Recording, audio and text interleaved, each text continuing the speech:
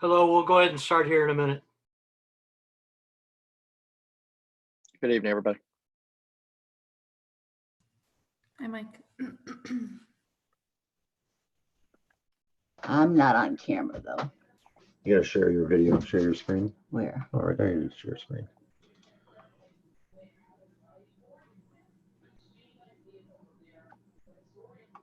Oh, you don't want screen sharing. Sorry, but See, starting already. How do I okay, hold on. Go from the top. See, it says view options. Doesn't it say view options? Very top. hide view panel, request remote control? No. Let's see. You are viewing Chris Lipsky's screen.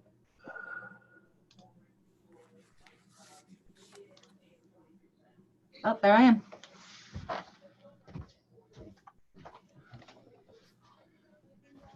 Is everybody muted? It looks like at this point. No, everybody's, I don't even know if they can hear me. Can anybody hear me?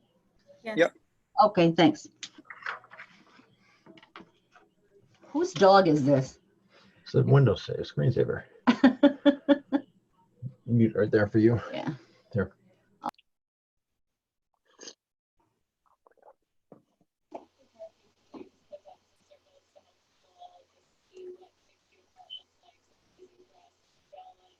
Okay, I just got in the door from work, so if you give me about 2 minutes, I'll be ready to start up.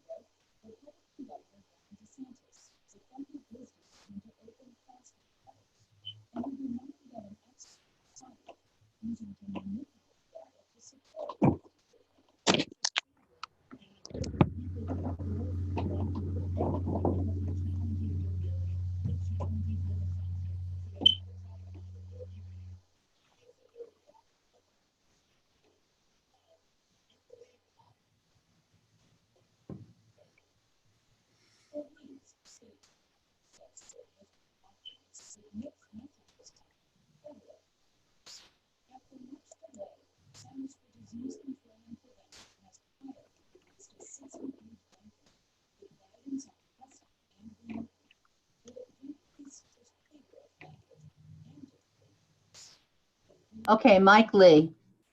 Do you have a Yes. screensaver background? Is that why I keep seeing you sitting, because you're not in the parking lot? There's in settings, there's virtual backgrounds. And Yeah, I have but a I'd be- picture. I had a put myself picture I on put a in there. peak, yeah. Well, there's so let's see. This is one that's in there. Oh, there we The go. moving beach, but and then there's space, and Well, the beaches are opening, so we could have you there. that's right. This one's not bad. It's sort of the aurora. Oh, the aurora.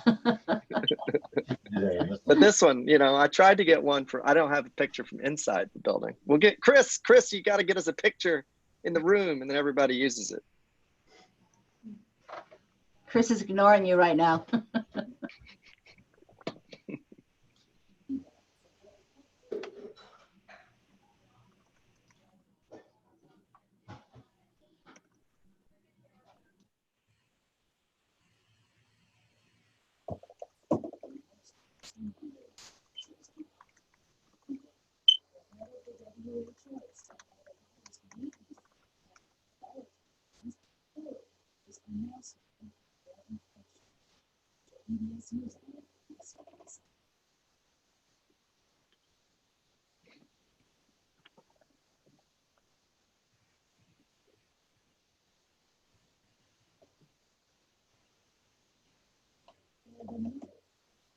Did anybody get the agenda for tonight? I never did. And if so, could somebody send it to me? It was on the website with that link. Did you see the link that Ray had shared? And in fact, if you have your web page up, you can go to canterburyct.org, and I think Yeah. it was up. Yeah. Actually, I'm not sure where I got the agenda down, I would say I didn't see it there. I looked for it. It just had like a, but I did print one, except it's disappearing in my screen thing. okay. Yeah, I didn't see the agenda either. Somehow I got it. Well, aren't you the sneaky one? It was in the link. It was in the link. I didn't see the like that. There was, it was something like, okay, canterburyct.org/board.php?id equal 19, which maybe is the Board of Finance page. Yes. Right, yep. So if you go to boards and commissions and then Board of Finance, although, I'll go through the boards and commissions. I don't know. It was, maybe it was there and then it was, I don't know. It's right back. It is there. I put them all on there this morning. Okay, so I go to the boards and commissions queue and then I find it. You go to Board and Commissions, Board of Finance, Yep. and then you'll see the write-up for the meeting, and at the very bottom, you'll see all the documents. Okay, I just went to the homepage and pulled up the synopsis. Okay, I'll go there later. Thanks. Remember which mouse to use here. Yeah, I'll drag this across here. This is our page, obviously. Right. You see down at the bottom, all these are documents that I added to the page today. Right, and I went there, but I don't see the agenda. That's what I'm looking for. I think it's is it a third item there? Yeah, it's got the wrong date. It's probably this Oh, one. that's why. Okay. The file name is incorrect. Okay, I'll just pull it later. Thank you. Yeah, no problem. It's up on the screen right now. Can you print it?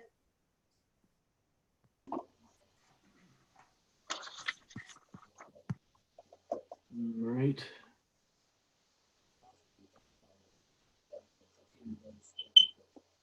Now we do not, well, we do have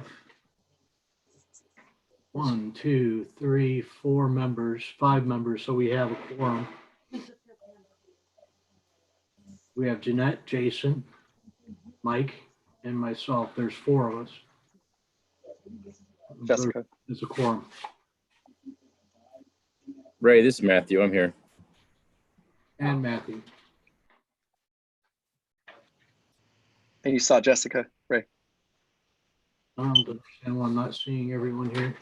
I thought she was here. Yeah, she's on there. I'm here. Oh, she just popped up. Who, Pat? Jessica. Oh. Oh, here we go. I guess I've spread it out here to be a little easier. All right, I see a bunch of people now. All right, so we have 1, 2, 3, 4, 5, 6. We have 6 members right now. Let me see if there's more hiding down here. Is Pat Tracy on? Pat Tracy is not on. Thumbnails. No, that doesn't help.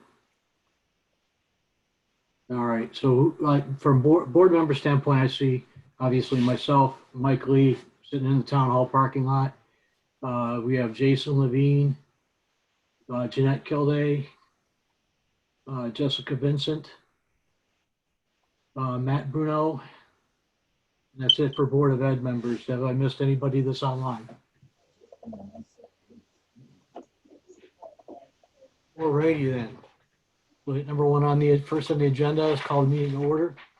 All the members I just did roll call on are seated as full members.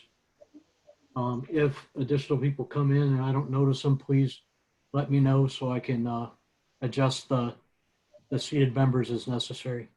Approval of minutes. We have minutes from our last meeting. And where are they? Draft.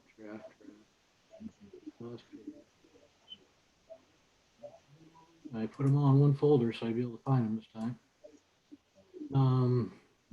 Draft minutes, there we go. I make a motion to accept the minutes as presented. We have a motion. Do we have a second? I'll second. Matthew. All right, any comments?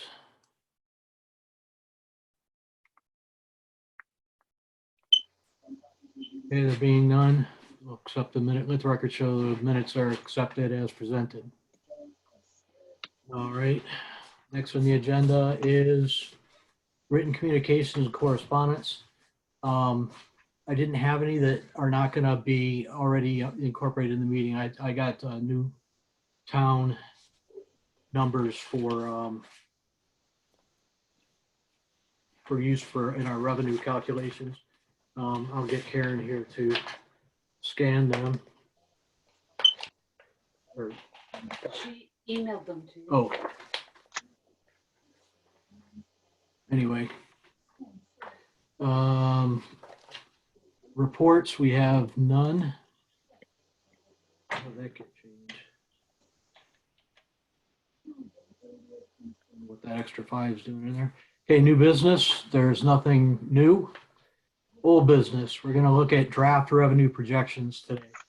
And you're gonna see how far we're gonna be able to get. We're not gonna be able to, I don't think, complete this without some additional brainstorming because of the situation with the COVID virus. We know that we're not going to collect taxes as early as we normally would. What is that overall effect going to have throughout the budget year? I mean, do we expect all 100% or 99% of taxes to be collected? So anyway, when we get there, we'll get to better questions or better framing that. We're going to kind of do, or then once we get done with the revenue projections, we're going to discuss what what we feel an acceptable mill rate would be, if that's even addressable at this point. So anyway, let's bring up Henry budget worksheet.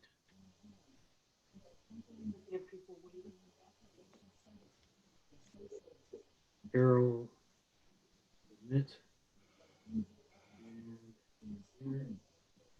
Great, everybody's in. Welcome to whoever just signed in. All right, this is the cover sheet for the budget.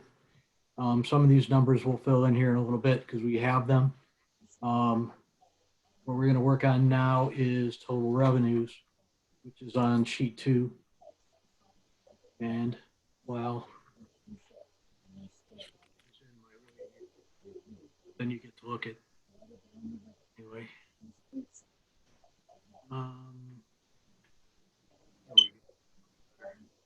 As you can see, if you spread this, if you open this thing all the way up, there's some hidden cells, but basically it goes all the way back to 2012-13. The proposed here is no longer proposed. It is what was accepted. So we'll change that.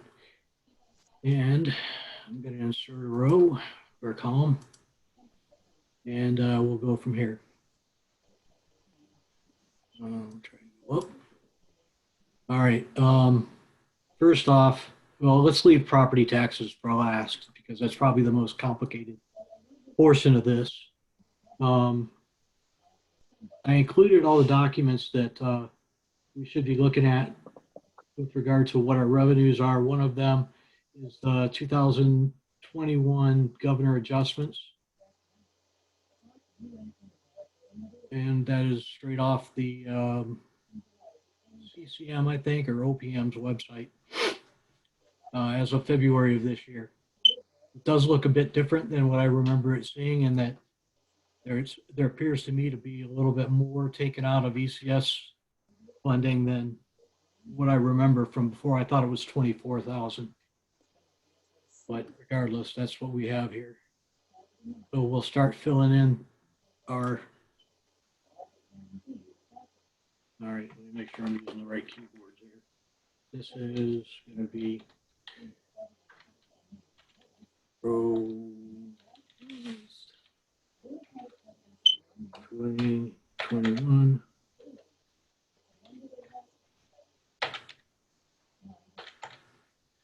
And this is going to be adopted. All right, so first area of entry is the elusive town aid roads.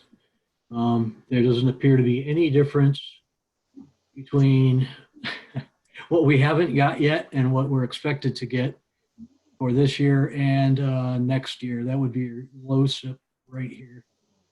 I'm sorry, town aid roads down here, 224,844. So does everybody feel comfortable with entering that as our LoCIP funding? Yes.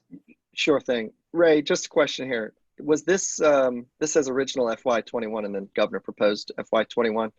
Was that is that in the air now? Did they actually pass that proposed column? Is that the? Yeah, it's this, what I remember is the 124,000 ECS cut. I remember that.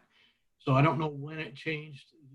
I would assume in February where he increased it another 6,000, 7,000.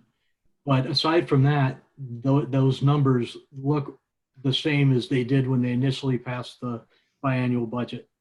We'll use that governor's column then. Governor's That column.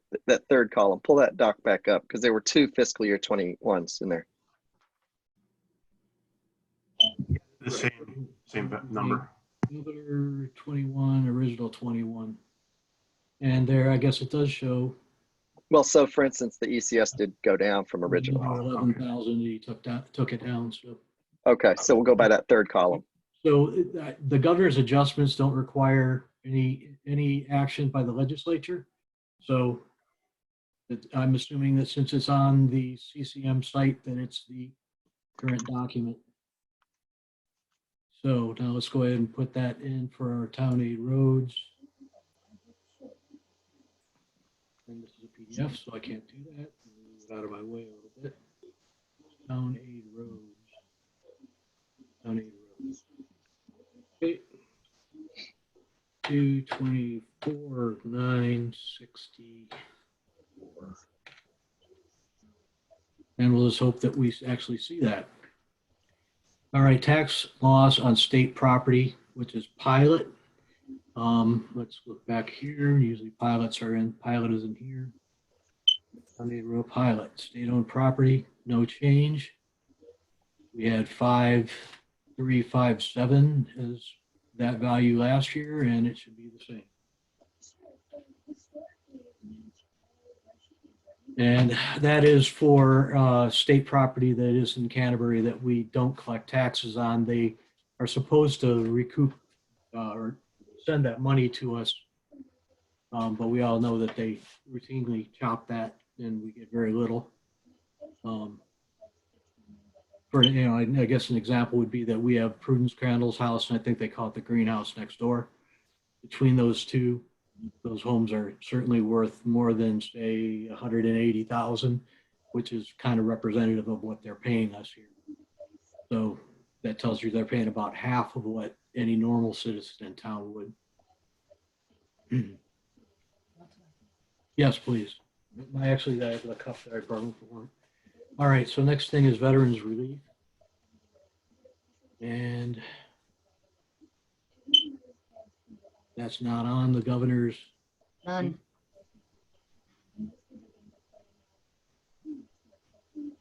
But I believe that is an in and out line item. Is Lori online? Treasurer, is treasurer online? Yep, it is a intergovernmental revenue of which we've received 0.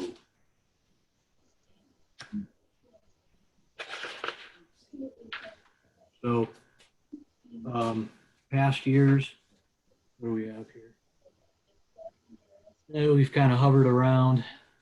I don't know why we ended up with 11,318. That seems like an awfully exact number in last year's budget. But, to me, based on what we've seen in the past, 7,000 or 8,000 is probably in the ballpark. So what do you all say? Is there any way we can get that number? Is Lori online? I thought I saw her in here. I don't see her. Does No. Chris have that number? Can you hear me? Yep. Okay, Lori should be on. She was waiting in the waiting room for the host to put her in, and that number, No. veterans Sub Docker is in there. That's about it. veterans relief. That's all to do with that's the money that we get back from the Veterans Property Tax Program, that the state reimburses some of the funds back on that. I'm in a meeting. We can get that number. We might get a more accurate number from the assessor on that, but you could probably go with last year's 11,000 figure. I don't think that's going to change too much. Yeah, but we haven't gotten anything in as of yet. Says 0, and we budgeted 9,000, so. And this particular sheet only goes back to 1819. So Jeanette, what do you say? I say that I'd like to have Lori kick in on that as to what a feasible number would be. I mean, these are all our preliminary meetings. Can we just leave a blank or an asterisk or something that we come back to this? If we can connect with Lori? You can leave a blank if you want to. I can check with our assessor to pull the numbers up on that veterans property tax relief and what we're going to expect back from the state. She can give us a good breakdown on that, but somewhere between 9 to 11 probably put you in a good position. I don't think that program's changing this year. Not that I've seen come across from OPM yet, and I say yet because you never know. Well, that's my concern. That's Yeah. fine. Let's just go ahead and leave it blank for now. Yeah.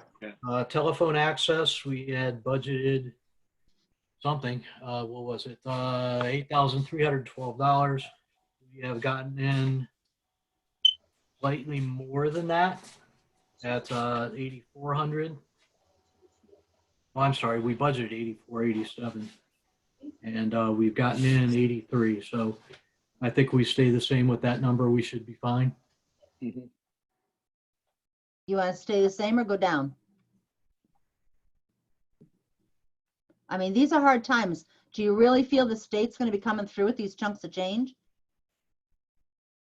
I think they have a better chance of coming up with the small ones than the big ones. Okay. Maybe we put in 83. That's or $8,300. I'd go with 8. Mike, Are you looking at the monthly report lines to see what we've got in? yep, profit and loss, budget versus actual. And we've got in 83 right now. We have 84 budgeted. We've gotten in 83. And what is the nature of, that sort of revenue? Is it over time or is it big chunk? Is it like one chunk? Is 83 all we're getting on that line? No idea. We'd have to ask the treasurer for that. I mean, Harold. No, put in 8 for have a number. Well, the bottom line is we're $174 off of our last year's projection. So I think it'd be fairly safe to go with what we have last year. Yeah. And save the heavy argument for the big number. I'd say go with 83 then. Yeah. Mike, 83, sound good? sound good. Jason, Yep, sounds good. 83 is good by me. Jessica, That's fine. Matt, Yes. I think, is that all of us? I think so. All right, so 83 it is. Right keyboard, 83. All right, I'm gonna have to fix these calculations later, but that's not a very difficult thing to do. All right, ECS funding, we know. Stayed the same. Oh, I'm sorry, LoSiP is next. LoSiP is the same, 54,175. And we've actually gotten in more than, or we budgeted 63, we've gotten in 55. And they're projecting 54. So that's actually a little less than what we've gotten in so far this year. I'd say stay with the 54. 54,175. Everybody agree with that? Yep. Yep. 54,175. All right, and now we're on to ECS. ECS is 4,004,835. So I'm gonna have to take two hands for that kind of number.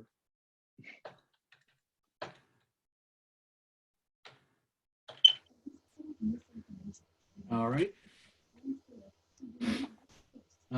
Special education.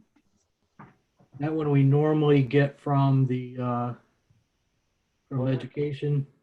Just as an example, we budgeted 22,000 in this year's budget. We've gotten in 45 as of today. But what I don't okay, thanks.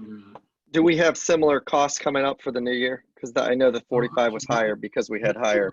Hold on one second. Whoever just, oh, here we It's go. me. Yay. Nancy? I finally figured it out. Chris helped me. Oh, that's Lori. Oh, okay, there we go. So do anyone from education have any ideas about what they project special ed to reimbursement to be, higher, lower? That's the excess cost, right? Yes. Yeah. So we had, we had budgeted a lot less than what we got this year. So, our question would be, do we expect to continue along the same lines, or are we expecting less in excess cost? Michelle, I think we're going to be about the same, aren't we? I would be, yeah, if I had to estimate, I'd say with the 41. Didn't you say you had a student that we no longer send out of town? Outplaced? Yes, So will yes. that affect how much you have?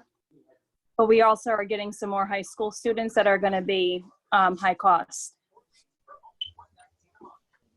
Okay, so we had budgeted 22, we got in 40, almost 46. So what kind of numbers are we looking at here? My guess would be 40, let's go 46,000 as a, it's a little bit, it's $200 more than this year, but. I wouldn't go more, Ray, because you're losing a student that's out of town. So you lose the factor of that person. And yeah, you get a couple more in. So I would go lower because we did get that bump. That's why we went so high on what we had. Because remember, we had to cover a lot of costs last year. At the Right, end. and that's kind of why what I'm asking from the Board of Ed is, do they expect that any, we lost one or whatever, I don't know what the numbers are, I'm sorry, but, do we have about the same number of special ed kids, and what's our expectations? And it sounds to me as if they're saying that they expect it to be the same or possibly a little higher next year. I think about the same. We got one kid moved out of town that was very expensive, but then we have two others in high school that are going to special placements. So it's almost a wash, within $5,000 or so. Okay, so do we want to, it was 45.7. Do you want to go with 45? Sounds good to me. Yeah. Just want to note that the special ed tuitions at our ascending high schools all increased this year.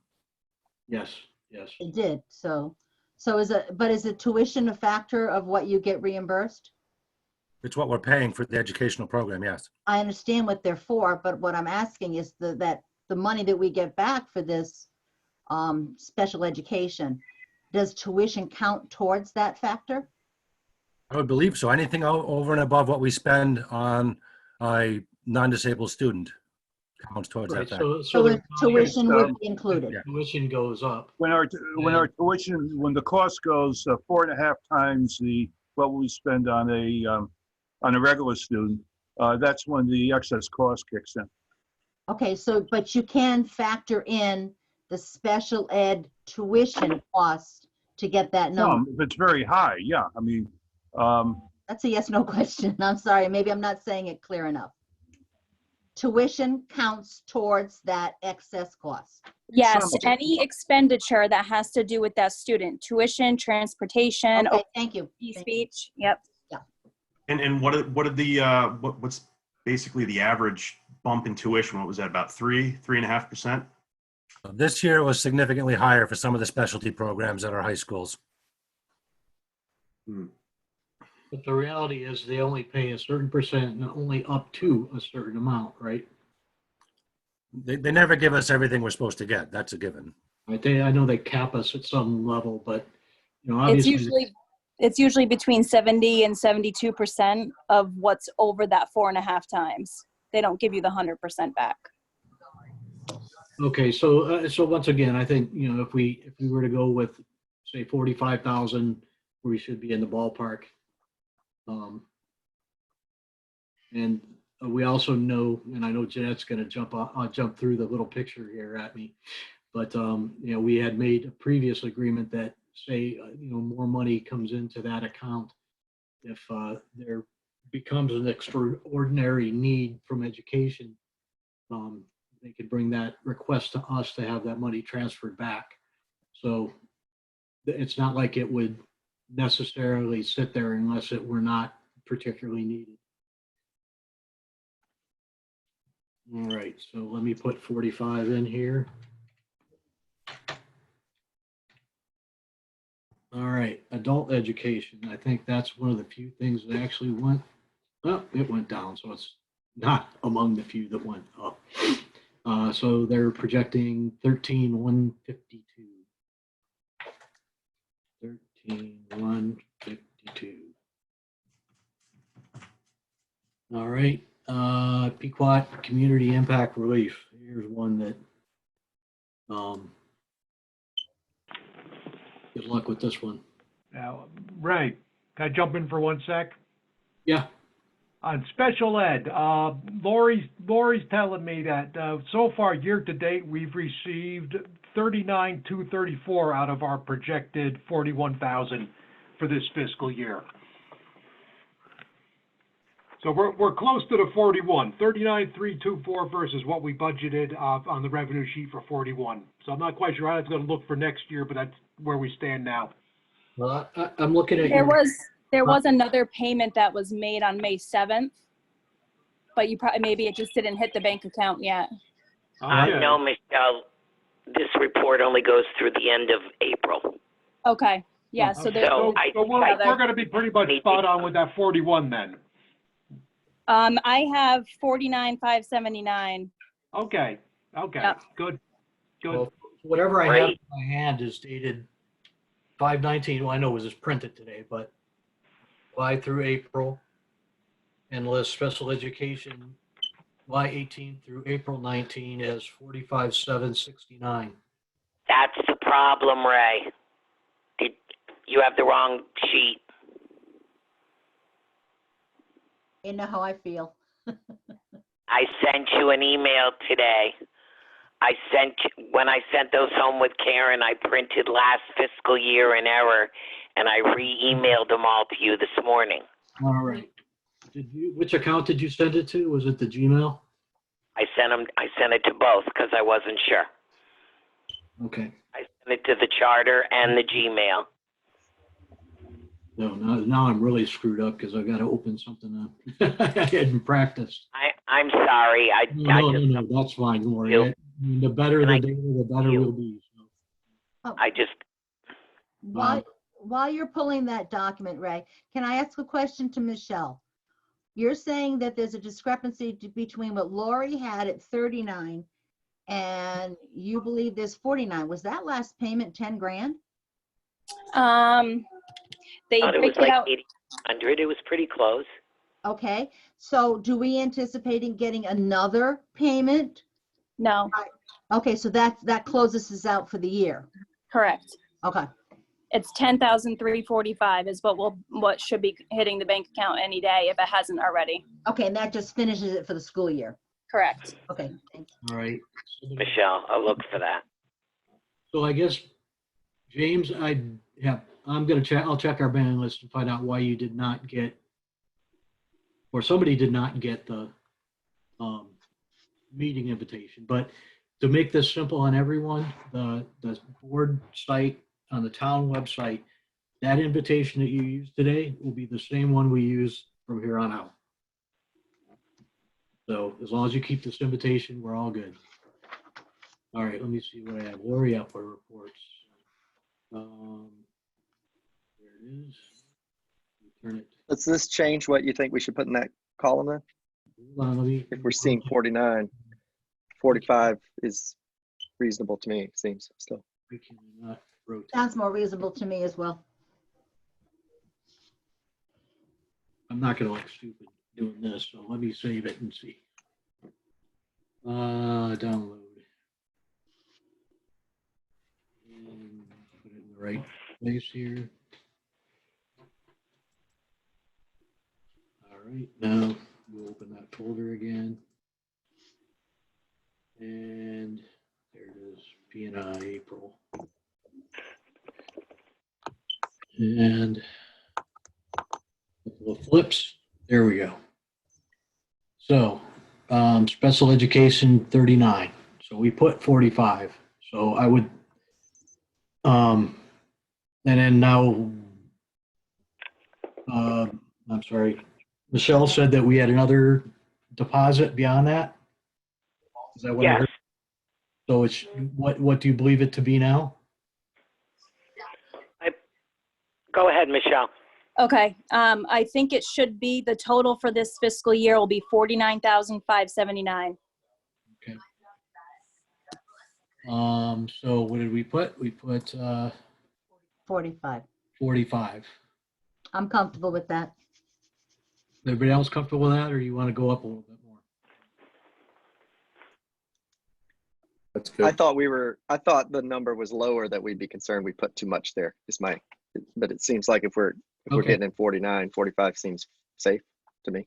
Yes, and please keep in mind that thousands, a bunch of thousands added up obviously have an effect, but a couple of thousand in one or two make relatively little, if any, difference overall. All right, so now we're back with the Pequot Fund. So is this revenue dependent on their side, and because they've been closed, their revenue may be down? Do we know? Absolutely. Right. Oh, So I'd lop off 25% easy, but I don't know. What the governor's proposed budget, I guess what his estimate was, or their estimate to him, was $15,208. And I don't know, I think 5,000 would probably be safe. Yeah, 5,000 total, or take off 5? 5 total. 5 total. Wow. Really? You think 2/3 is gone? their revenue is gone. They Yeah, lost I mean- 90% of their revenue in the last, so that affects everything downstream, and we're downstream, so. Yep. Okay. That and the unemployment situation is going to drive that once they do open. Well, they're Apparently, opening June 1st, apparently. that's what they said, yes. And of course, the state will likely sue them to not have them open because they don't want them open, but I don't know where that's going to go. Hold on one second. What? I got an email from them today, and From who? they said the only thing they're opening right now is their golf course. Right now. June 1st, they'll open the rest. No, I think that's. All right. I mean, 5,000. Their golf course. Okay. But I do think it's gonna be that low because their revenues are not gonna jump fast. It's gonna, yeah, it's gonna While take, before those casinos get active again. yeah. But this is definitely revenue dependent. It's definitely like a percent of revenue kind of thing. Yes. Okay. Yep. All right. Library grants. Library grants. We put in 10,000. We've gotten 1,113. Ooh. If I remember correctly, we've overshot this for several consecutive years. Wow. Is that an in and out though? I don't believe it is. Lori, do you know if that's an in and out? I don't believe it is. No. The money that's in there right now is some money that we get on Connect card, I believe. Yep. Well, I see. Is it just a matter of people not putting in for grants, or is there just not anything available? All right, Do we let me jump in on the library grants. According to my budget sheet, that's line 1154, and it has an asterisk, an asterisk next to it, which usually signifies an in and out account on this sheet. It does. Well, Yeah. the quantity was always put in there in anticipation because they need a line to be able to Right. pay out of. right, in anticipation of what they thought they would get, yeah. Has anybody asked the library what grants they anticipate this year? Because they always used to come in and say, well, we have so many grants, you know, this, that, and that, and it comes to.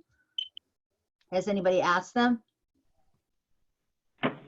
What do you have in your budget for library grants, Chris? It's gonna be the same as last year, I think. I think we kept that at, I think we kept that exactly the same. It's pretty much been on that 10,000 for as long as I can remember. And the If reason it's I an say- in and out, we should match it on both sides. Right, Sorry. and all lowering this number would do is limit how much they could spend. Yeah, it's the same 10, which is where we've kept it. Yeah, I'm not quite sure what the library is doing in terms of going out there for alternative funding from grants. I can't speak to their activities. Okay, TC document preservation grant. That yeah, I don't see the asterisk in the other one, but this is not an in and out, I don't believe. I believe that that's money that Natalie would put in for. Okay, does she have anything in the town budget for that?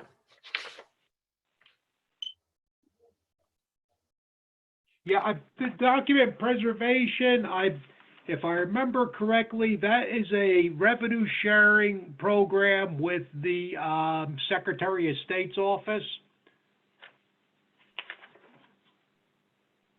Okay, so And I think, what have we been putting in on that for most years? About, I'm squinting to read this, so. 4,000, 3,000. Yeah, I would keep it within that ballpark, and I'm making a list of notes here, and I can talk to Natalie tomorrow, and she can give us clarification on what her projection is on that line, because that's one of those revenue sharing lines with I think it's the Secretary of State's office. There it is. Yep. Would it be in your side of the budget, Chris? Should be. No, it's a No? revenue. That's a revenue line. Yeah, when we projected 45 and we got 45, what the budget sheet says. Yeah.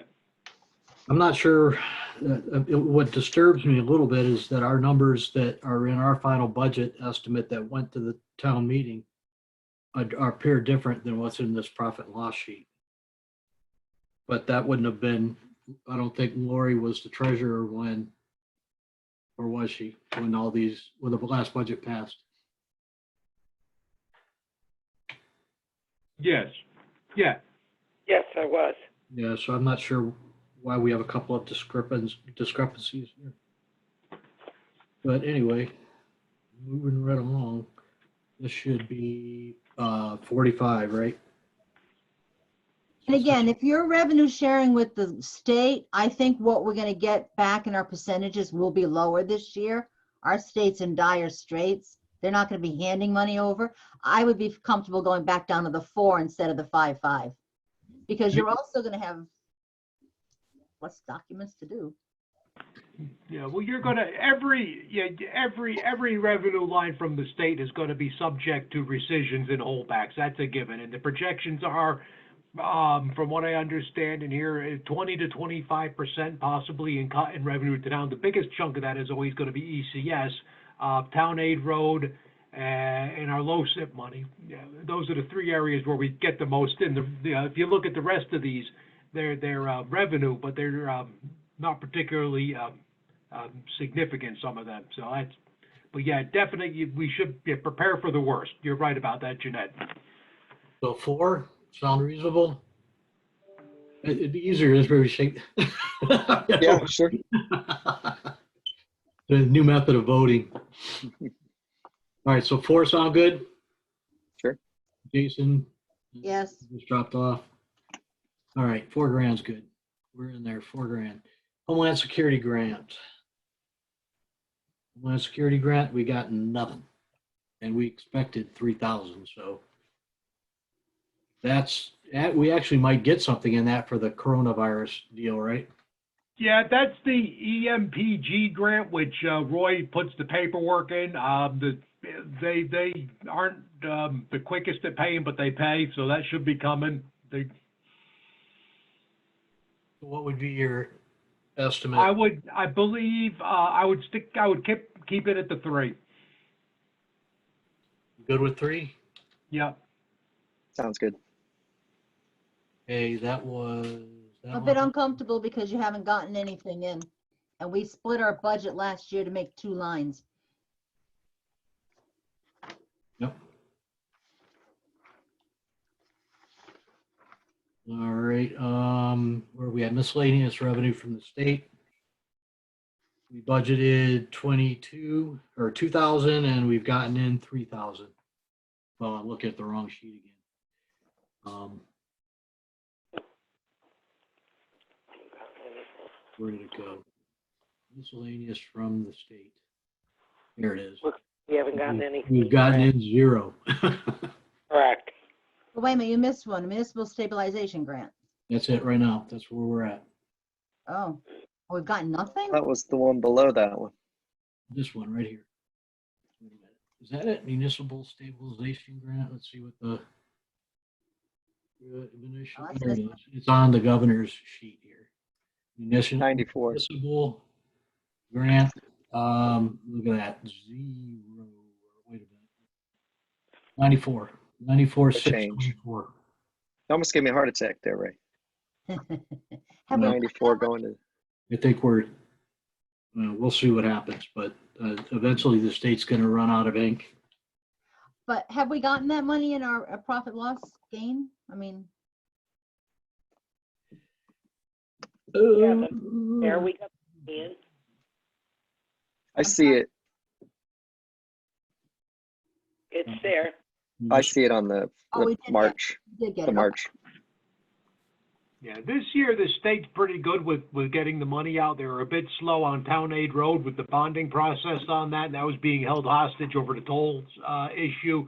It's next year and and further out years where we got to be concerned. So that next year, who knows what's going to happen with the municipal destabilization grant? Okay.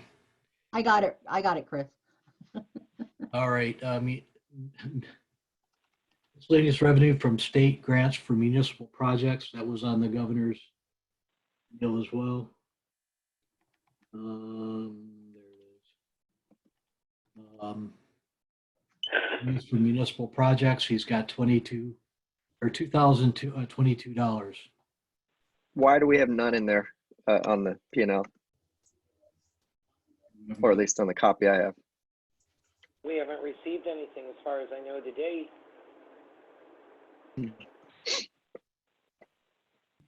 Have we processed the grants for it? That's one the state gives us, and that was also kind of wrapped up in the whole bonding package and the tolls issue. So those should be coming through in the near future. Yeah, but you'll get it at the end of the fiscal year. But at least we should get it. So we should put in what the.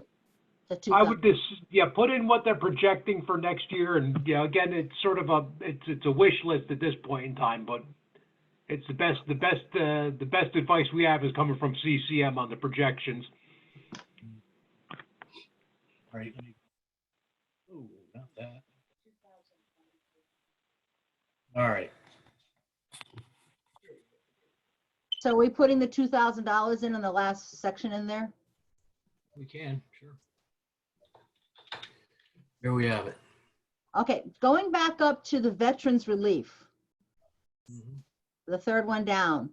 If you're saying that the state's anticipating giving us 25%, that would be a good figure. That's going to bring us back down to 8488. So should we put a number like that in there with the 25% reduction?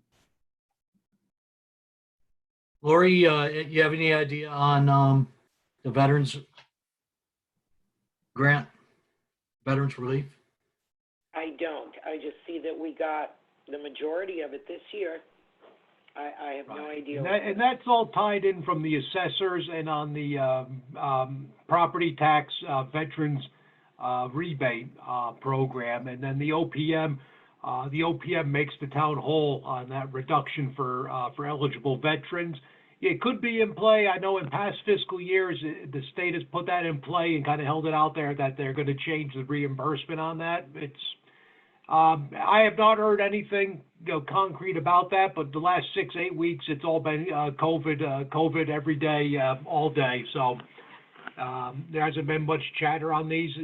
Your best bet, if you wanted to, you could maybe roll that back to the 9, and if it comes in high, great. And if it comes in a little bit lower than projected, because there's holdbacks and rescissions, then we won't be hurt too bad on the revenue side. Yeah, good. I'm good with 9. Sounds good. Who heard 25%, Jeanette? I'm sorry, I missed that part. Chris indicated that we could use the number of 25% reduction would be a good Okay. line. So not, 20 to 25% is a figure that's been bandied about through Hartford, that what their states could be looking, the municipalities could be looking in cuts and aid. And, who knows? It could be more, could be less, but better to prepare than to be surprised. Hey, Karen, go ahead. Chris, does the veterans rebates run the same as the renters rebates? I'm gonna have to put my assessor hat on. No, because the renters rebate are based strictly on income eligibility for seniors and disabled, and the veterans rebates are strictly for veterans that meet the criteria. So I believe they're two separate programs. Well, yeah, but the renters rebates last year, they gave back 7% less than what was projected. Okay, yes. Yeah, there was talk. Yeah, last year there was talk of a holdback on that. So we're probably better off projecting that figure down than being on the safe side.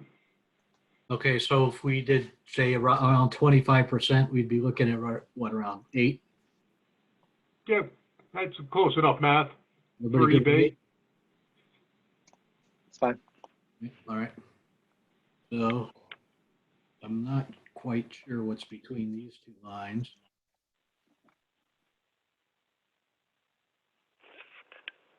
All right. Town age twice. That's interesting. All right, so none of those get added in. Let's see what that happened last year. We did L9 through L49. Sounds good to me. Let's see what it does. Is it going to do it? M9 through, yep. All right, so there we have that. Is this right? Difference, proposed, previous. This should be L and M. So let's see here. L 63 minus M 63.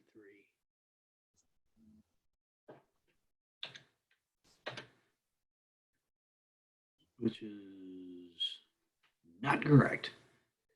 L63 minus. Have you got them flipped, Ray? Just the M minus the L, or no?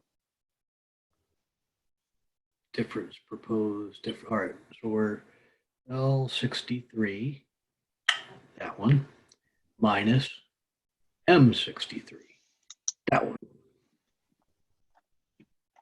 So it should be, oh, you know what it is? It's probably, I don't have it negative annotated. Yep. How do we do it for the rest of them? We just did.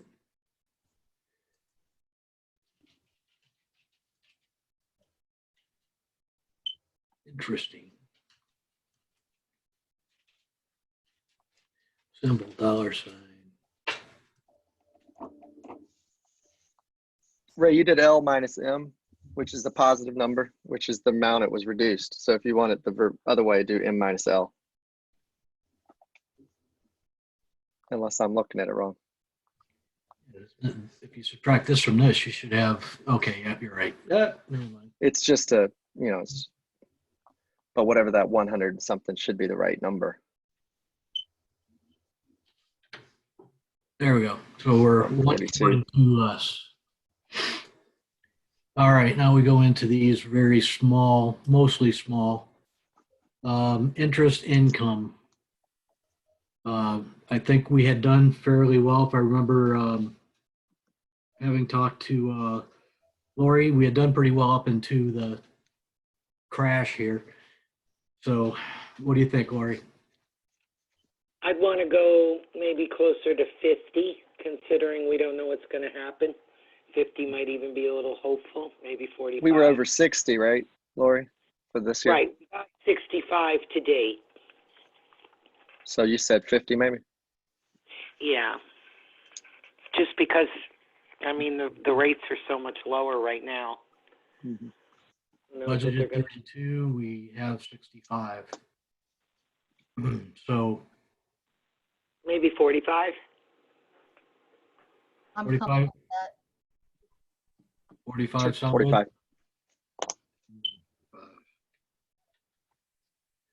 You also have to consider that we may collect less tax income as well. Brian. We'll have less in the bank, yeah. Correct. All right, permits. Permits. Back to Did very That well. one's over too. That one's like twice. Mm-hmm. What's going on? there was a lot of Building permits are Oh. way up. In fact, Chris, you changed you changed the ordinance on that, right? Or the No, billable this amounts isn't. on Yeah, we just had that hasn't even impacted it for this. This is you're talking. This is earlier in the year, but we did bump up the permit fee a little bit. But there's just been a lot of building activity in town. Would that we have affect this 6 coming year though? Your changes? This coming year, the permit fee went up a little bit, and from all indicators, construction is still moving strong. It's hard to predict that out, but you could be comfortable bumping up the estimate more in line with what this year's actual is. I don't know if I would go all that high, but you could probably bump the estimate up on that comfortably. Yeah, because interest rates are like 0 right now, right? Prime Yeah, interest. interest is going to be a tough one, particularly too if you think about what we're earning on our interest for unassigned fund balance, and if we have to spend that down because of a shortfall in tax collections, we're going to see our interest, our collection on interest be lower. We did pretty good this year in comparison to prior years at 61 because historically we've collected a lot less than that. Okay, I'm not comfortable with 60. Okay. If we got 60 in an extraordinary year where people that had the money jumped on those permits right away, that's going away. From a real estate side of things, that's going away because people are now out of work for extended period of times.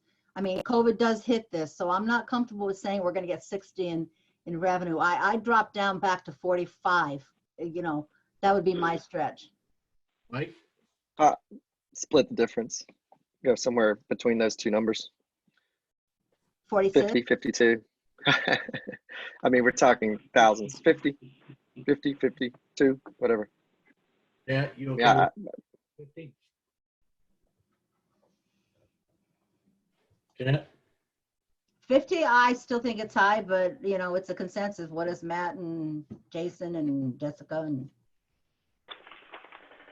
Jason? I sort of tend to agree with Jeanette on this. I'd rather go low. If you err on the side of caution, you're not going to get burnt. Well, our actual number is what this year? Mid 60s? 61. Okay, 61. Yeah. And the people that jumped on that are the ones that had money in the bank already. Put 45.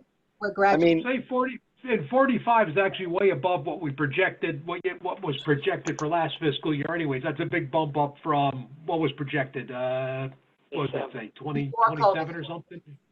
27.5, Chris. Yeah. Mm-hmm. I agree that I think we should be conservative and kind of keep it more towards what we've done in the past, what we've projected in the past. Sounds fair to me. 45? Everybody, 45 going once? It's good. Sounds good. Good. Conveyance tax. Let's see, we got in last year or this year. It's a little up. 40, 8. Conveyance fees are way up, but property sales up until now, and I don't know how it's going to pan out, but property sales this year were strong, and prices were actually ticking up nicely. So how about we stay at 30?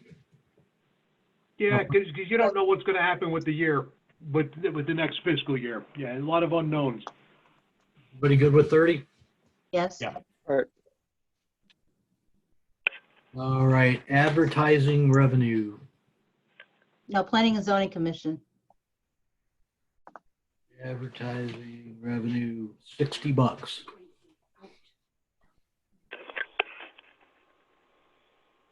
Well, you missed the Planning and Zoning, the one above it. That's the next line.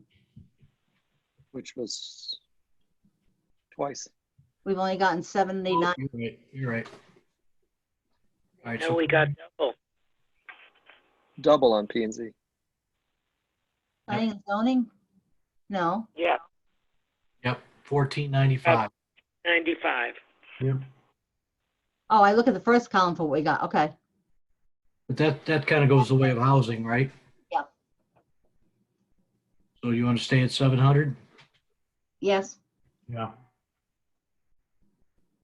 All right. Advertising, we got 60 bucks. Now we're on advertising. Where's that? What is that? That I believe is. Isn't that when people pay you for reimbursement when they have to put in ads for legal Yeah, notice? that's all to do with the planning and zoning, process in that respect, yeah. The So applicant has to pay back some of the money. Yeah. Could it be, I mean, what the two numbers total looks like what both lines look like they were projecting last year. Like what's going on there? You know, why is the ad revenue down? Actually, there was not a lot of P and Z activity. They've actually had their agenda's been very, very light. We've been doing a lot of permits for housing, but there's been very little that P and Z would actually have to act on in terms of, say for instance, a gravel bank or something like that. Yeah, there's been very little of that. Okay, so you want to cut it down They've had not to, much business. you want to cut it to 350? Yes. Yeah, you could. I'm not sure what the year's going to look like, but it couldn't hurt. Yeah, that's more in line. It's closer to what our actuals were for this year. Rec fees is definitely in and out. And what's in your budget, Chris? Bear 10,000 with me. last year. Probably left it the same. 10 grand? No, I don't think it's 10 grand anymore. It used to be, and we dropped it. We dropped it down, and of course, when I'm looking for it, I can't find the line when I'm looking for it. So bear with. 1171. Okay, there it is. Thank you. We have that. No, yeah, 10 grand. You're right. Well done, Jeanette. Gee, yeah. Yeah, I think it actually used to be higher. They used to be like 15 before. So we have that at 10, and that's an in and out. Yeah. All right. Again, that's an in and out, so it doesn't matter what number we put in there, correct? Right. As long as they match. Yeah. Okay, P and Z, where'd the mouse go? Oh, come on now. CT pin. There it is. Sometimes the mouse doesn't want to follow. All right, P and Z, surcharge. High. It's double what we projected. We projected 14. It's almost double. It's at 23, almost 24. Want to stay at 14? Yes. Everybody good with 14? Sure. Oh, yeah, 14,000. I wish. All right, dump stickers. Ooh. Everybody's going to get new dump stickers, right? Ray, you jumped over recycling and revenue. Recycling. Right above it. Dump stickers? There's some hidden lines there, maybe. Is there? Oh, yes, there is a couple of them. Oh, It's right below P and Z. There we go. found it. We budgeted none though. Yeah, in recycling revenue, we get a little, and we don't actually get a lot of revenue from recycling. We do get some money in from the batteries, electronics, the textiles. If it's a couple $1,000s a year, we're lucky. It doesn't get tracked. I don't think it gets put into a separate, I don't think it gets put into a separate revenue line. Lori can answer that question. Yes, And in the it big does. scheme of- That's what this revenue It is. does? Yeah, and this in is the the big money that scheme- Sid collects at the transfer station Yeah, and other monies that we get for things that people come and collect in bulk. right. So it's about, how much is that? How much was that so far Well, this to year? date, we've taken in 3,400, but nothing's budgeted, so we should put something in there. Yeah. Right. Yeah. Even if $1,000, it's Ray? Yeah. Well, it's probably going to stay about the same. You could go a couple thousand in there, I would think. You'd probably be comfortable with that. $2,000. Aren't we losing some of our recycling stream? No, this is the ones that we get actual cash back. So the textiles, we have the bin down here at the town hall and up at the transfer station. I think when we sell our batteries, that we take Long line in, there, Ray. Sorry. the electronics, that we get paid like a nickel a pound from a vendor in New Jersey that takes our electronic waste. Do you feel that those streams are still going to be there for us, given the? Yeah, I think, yeah, I would think so. I'm pretty comfortable with that. If you wanted to go a little bit lower than 2,000, you could, but Chris, you're not talking about the household recycling. You're talking about no, the household, no. because This household is yeah. nothing. The bulk. Yeah, household, no, because all the household recycling does is it offsets the cost.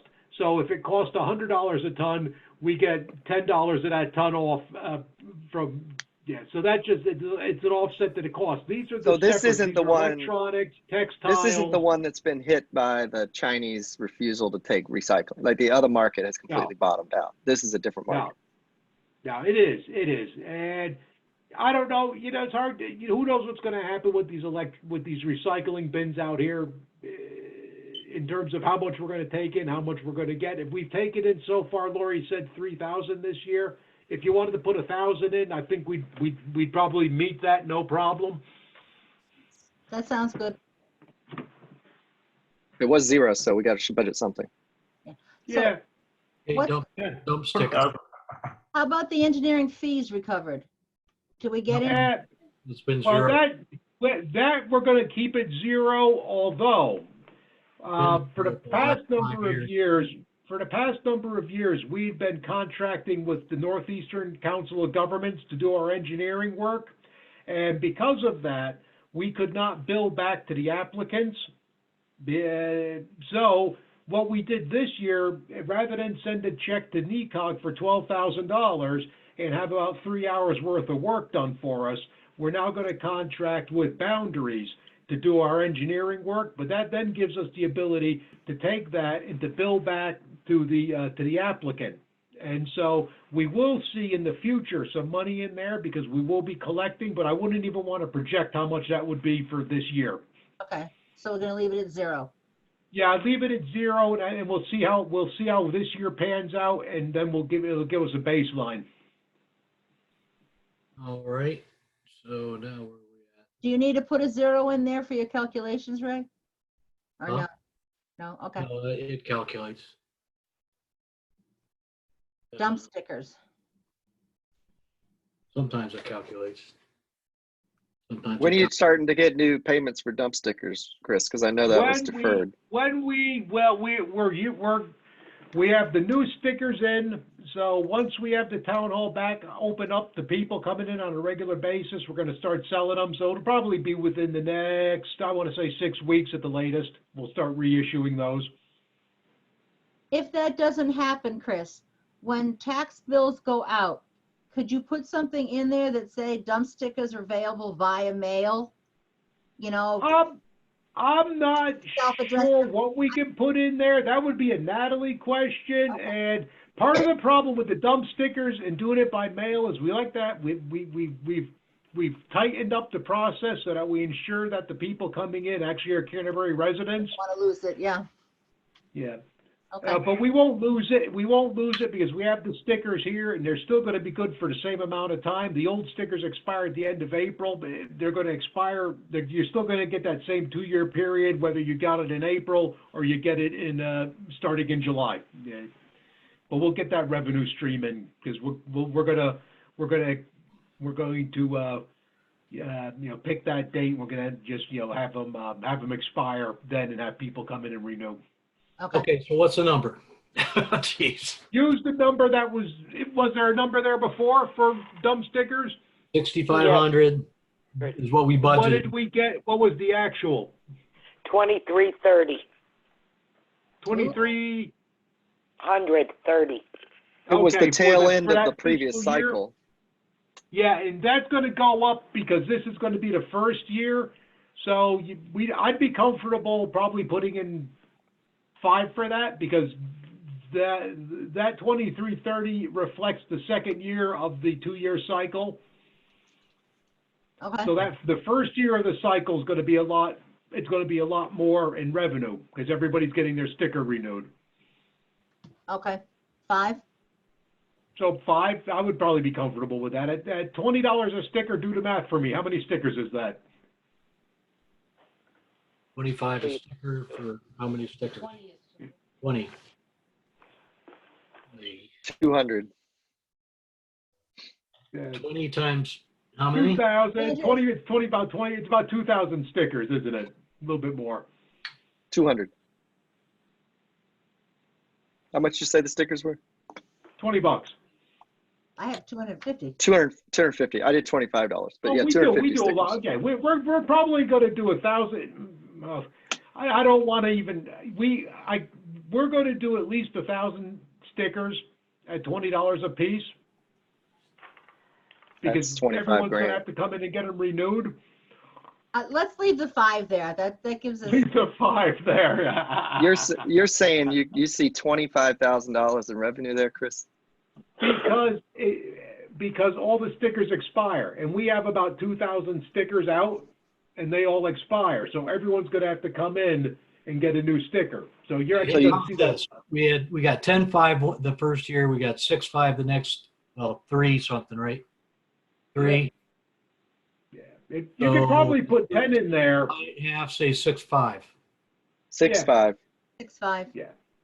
And once. We need to know better what's going on there to see because what's a reliable number. The second first year. So anyway, community room rental. But I agree with Mike. We had more control. We need to get rid of that. Better be able to calculate our numbers. Mm-hmm. Community We need to room get rid rental. of that. Go ahead, Lori. We need to get rid of that income line because we have moved that into its own reserved line, if you recall. Yep.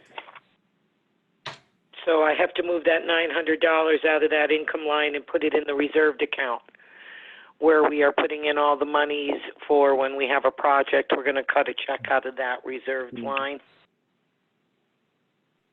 All right, map machine, we had 300, we're close to that.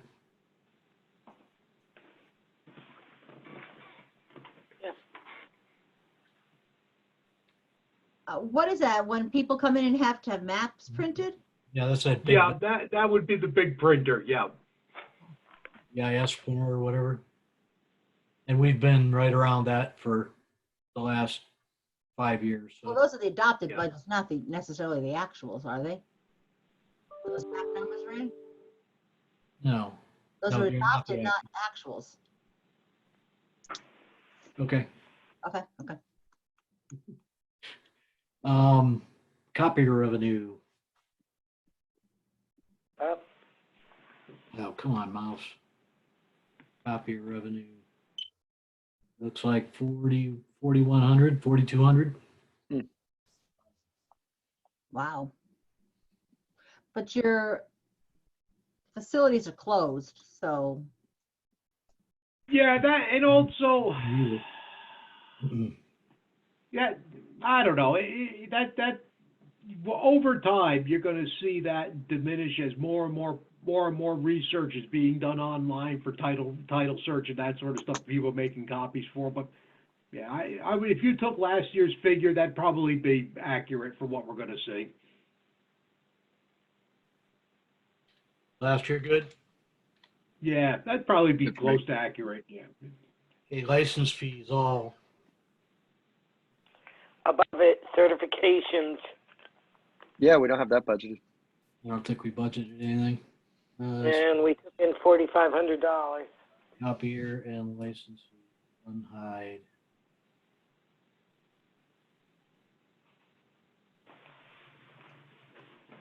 So for what did we bring in for what?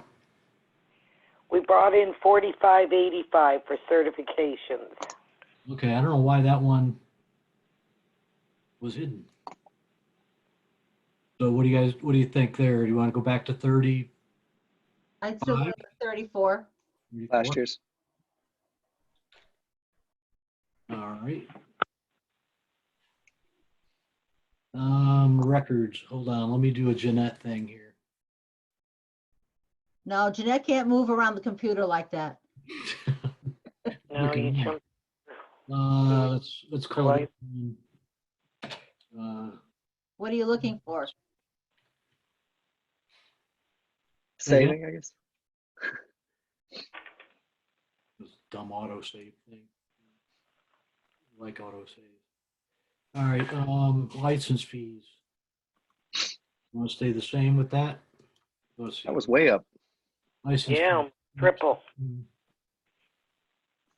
Are those fees for like building and things like that? Or no? What are those license fees for? Dogs, fishing? All kinds of licenses, marriage, dogs, fishing, all three. Yep, that is license fees all. Yep. I'd go 1,000. Sure. Or have we married everybody in town already? Have we already married everybody in town? I don't know, but the way things are going, there'll be a lot more fishing to fill the refrigerator. Yeah. It's true. If you look at what's happening in China and Europe after a lockdown, divorce rates go up, so there'll be a lot more remarriages. Yeah, that's just filing fees. This one was up as well. Records, wow. Yeah, records, 13 grand. We budgeted 9.6, 14 grand. And records meaning what, Lori? That is something from Natalie's department that we should probably ask her about. Okay. It's recordings of, they may be up because from what I understand, a lot of people are transferring their properties. All right, so do you want to just stick with last year since she's not here? It's fine. I think that might be safe. All right, miscellaneous general government. God knows we have enough of that. Miscellaneous general government. Well, we only got 5.6. All right, let me look to see if that is on miscellaneous. Nope, no miscellaneous there. Nope. So, Now you pulled all those numbers. yeah, Where's the source of this money? And miscellaneous. That would be miscellaneous general government, Mike, like it says. Meaning? That could come in from any number of sources. It might be pistol permit fees where we take money in. It might be, I'm just trying to think whatever sort of fees that we might have that you take it in. I'm pretty much drawing a blank, but 55? I'll think of it. I'll think of it tonight at 3 o'clock this morning when I wake up. I'll have a list of 20 of them for you. Email. Good. It's not good. Yes. Moving on. Yeah, what'd you take in this year on that? 56. Yeah, that's good. I wouldn't. It's good enough. Okay, dog fees, dog fund fees. That's, I don't know what that is anymore. We don't have a dog fund. We're up a bit from budgeted. Dog fund. Probably not even in here. No, it's in there. It's down there. See it now. Yep. By $600 off. itself. Is that where we pay our dog, No, that is our revenue share for the dog tags. The dog tags, we get so much money for each tag from that we issue, and that is essentially what our revenue share is for that. And I would say, actually, dog tags are going out in the near future. And what did we take in last year? About 3,000 on that? No, 1,600 to date. 1,600. I'd probably go with the same then on that as we took in this year. 1,500, or 16. It should yeah, be we got close new enough. dogs, so we'll be adding into that one. Yeah, well, Karen was in the office the other day trying to get an employee discount. Smart move. We were trying to get an employee. Yeah, it didn't fly. All board members are exempt. She's a town dog. We're going to adopt her, name her the town dog. Black I Lab. also heard that adoptions are up on dogs now because of the COVID. We'll loan her to the fire department. Town entertainment. Town Yeah, entertainment. the fire department only wants Dalmatians. Well, they get what they get, all right, Well, and art of the drug dog. there we go. All right, so where are we at? I don't see town entertainment. I don't either. Why don't we? I'm worth every penny, Jeanette. Well, you are entertaining. Yeah, that's an old line. We used to do that as an in and out, and that really goes back to a number of years ago when the Brewster lines were doing music programs, and there's nothing going in there anymore. And has that been zeroed out on your side of the budget? Yeah, yes, on our side, yeah, we don't put anything in there. It was an in and out, and we don't have anything in there. Okay, PRE ambulance. What are we getting from PRE this year? Or what do you? That's going to go up.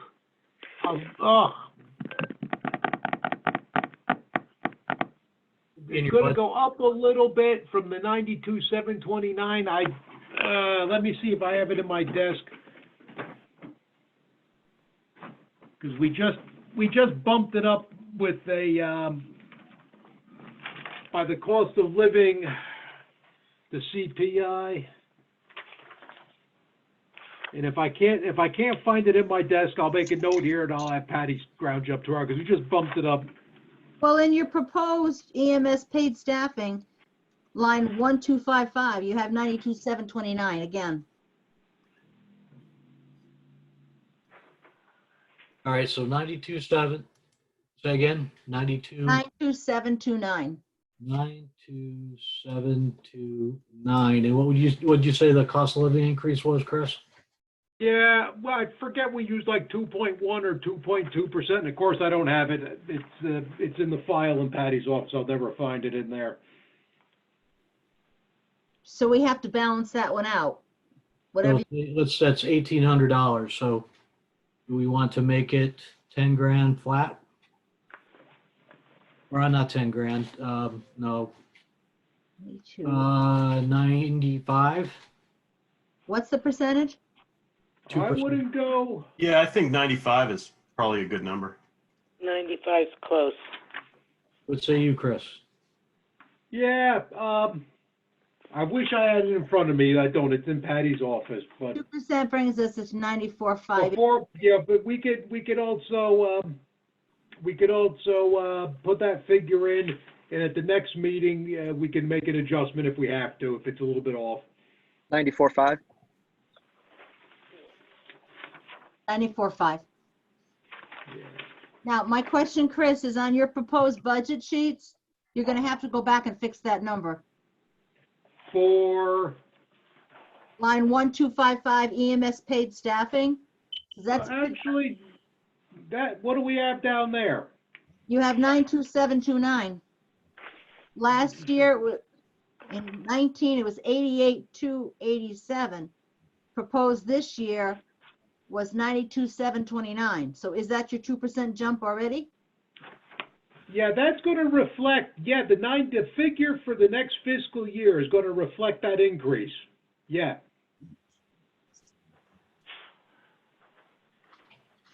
Okay, now my question is, in 2018 and 2019, in your budget documents, you said we got 288,287. And you're saying for this time, oh, wait a minute, no, I'm wrong. You do have 94,288 in your budget this year. Is it 94,288? Okay, because I know we bumped That's the up the number. figure in the budget. 94. You'll have to excuse me, but my eyesight's not like what it used to be, so I'm having a tough time reading the screen and trying to read this at the same time, but okay. Do we want to put Yeah, that go in with there the then? figure from the budget, that'll be accurate. So Ray, the 94.5 has to change to 94,288. Because that's what's in Chris's budget, and that reflects the. Yeah, yeah, that reflects the increase, yeah. This is what happens when I've been up since 5 o'clock. What, PM? PM? Well, No, he woke up AM. late. It was an early morning for me. Don't ask how that happened. Okay, MERS town clerk. I say stay same as last year. What's MERS time cut? What is that? Oh, geez, I don't remember Municipal. exactly. what MERS it is, yeah, that's another revenue sharing with the state and the town clerk. And there's two of them. There's one for the town and one for the town clerk. Have we gotten anything in this year? That's a Not good. yet. MERS is The under. town clerk got nothing in. There we go. Selectmen and town clerk, it says. They both have Looks gotten like 0. we've got nothing. So should we go 0? Because we're almost at the end of our fiscal year. That's another Natalie question. So let's go 0 until we have a Natalie input. Yeah, we can get a, Town clerk, town, Same thing. Yeah. Gary, selectmen activities. that is gonna stay the same. How much money you got in there now, Chris? There's actually, well, we had more, but that money, we spent a lot of it on the blinking lights in front of the Baldwin School. Okay. So we, Weren't at that one bad to point, put we don't spend all of it every year. So at one point, there was 29,000 in there. I think we spent about 11 on the signs. So we're down to maybe 19,000 in there, maybe 18, 19,000. Mhm. But we try to use it on things that are worthwhile. Some of that reserve fund we spent with the Doris Roberts house that we had to demolish, and a big chunk of that went on those signs up at the middle school, which were close to about $12,000 for that project in total. So I hope nobody hits them. Well, thank you for doing things townwide. You're welcome. A equity distribution. What about the rec capital improvement? Equity. That stays the same. And neither one of those items are budgeted, the library or the rec. No, those go into the CIP. Oh, okay, that's why they're not budgeted here. Yeah, they don't go into the regular municipal budget, those go into the CIP, yeah. And then on the CIP, we actually back them out because they're a revenue, not an expense, so, I don't know. And that's an offline account for their, Yeah. so do we have any idea what's actually in there now? 1 million what? No, for the CIP lines, rec spends theirs. They pretty much expend a lot of that on the field maintenance each year. I'm not sure what the library has in their PRE line. Well, they've got PRE line and they've got that. Yeah, the other one is the $1 million bequest. Yeah, that's a different thing altogether. Yeah. Actually, Chris, I'm going to correct you a little bit since you're on that topic. Recreation Parks and Grounds has put in for $16,000 this year.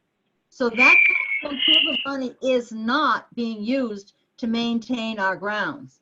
They're amassing that money because in CIP, they have How much do they have in there? totals. They have accumulated totals of 69,106. Okay, well, So we'll have to get them to spend it on something good. Personally, I feel that that money, it's a capital improvement every time you mow something. So perhaps that money should be being used to some degree to maintain those fields. Jeanette, I don't think annual operating expenses are capital, but that's another discussion. You know, it's like a building or a, But no, you it's, know. but it's in the capital improvement. But I'm saying that the PRE gives them complete free rein to how to spend it. So perhaps some of that money could be designated for that somehow in the future, whatever they can do. I see Right. your point. I mean, we decided to put it in CIP. The reality is it was money provided by PRE for the rec committee to do what they wished. And that money Right. could be used to offset their annual cost, which it Right. historically has not. But we're going to have to reconsider a lot of things. So anyhow.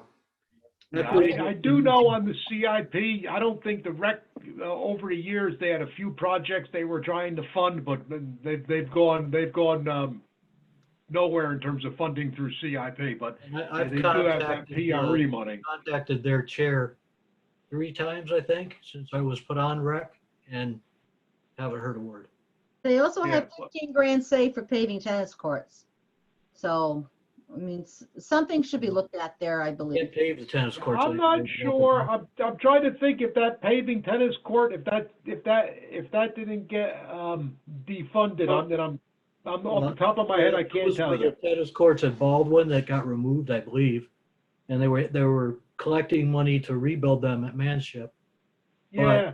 They never, that was our question last year, which kind of makes me a bit frustrated that we're seeing the same questions with regard to them again. Last year, we had a lot of questions about the fire department, and push came to shove, they came through with information for us. I'd like to see the same thing happen with the rec commission. Chris, did you actually get an input from rec on what the? For a budget input, yes, I believe so. I have to look through my book here. It wasn't too much, but they're hard to nail down. Well, get out your hammer.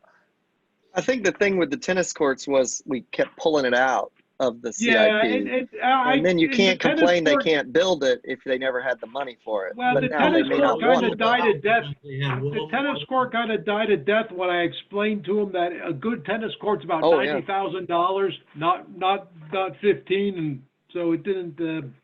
Might be 15 to maintain it each year. Yeah. I sort of told them they got 4 good ones that they just built over in Plainfield, and maybe we should go use theirs. Like the people from Plainfield walk around our track. So Yeah, our library. So did you just decide the equity distribution was going to be the same? That last number you put in? We hadn't gotten there yet. I was getting a little ahead. What do we pull in on that this year? About that amount. Yeah, looks like it. Okay. Yeah, close. Total revenues, that's got to be, what was it? Yeah, so that was pretty much, we were right on the money with that one. I'm just carrying some numbers over here.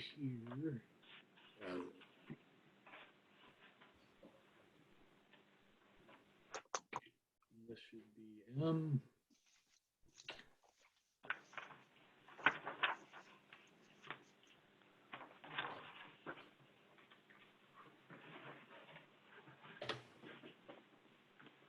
Wow, that's not right. I'm 68 through, well, that's why it didn't quite work out correctly.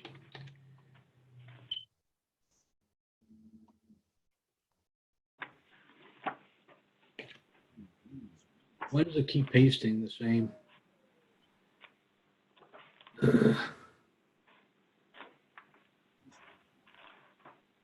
Seven 63. If I that drag has it. worked well very often, as we just saw it not work well there again too. M7 63 and 106. Is that right? Yep. So why are we 10 $1,000. Million under. Yeah, that doesn't look right. That's right. So that's why we haven't done property taxes yet. Mhm. All right. Yeah. So now we get to the elephant in the room. Our mill rate currently is 26.4. Is that right? That was 26.4. 26.4. All right. And we assumed a 99% collection rate on a grand list of, but it isn't now. I have those papers somewhere buried under the laptop. Yeah, it popped up, the grand list popped up a little bit. For now. Sorry for the extremely close up.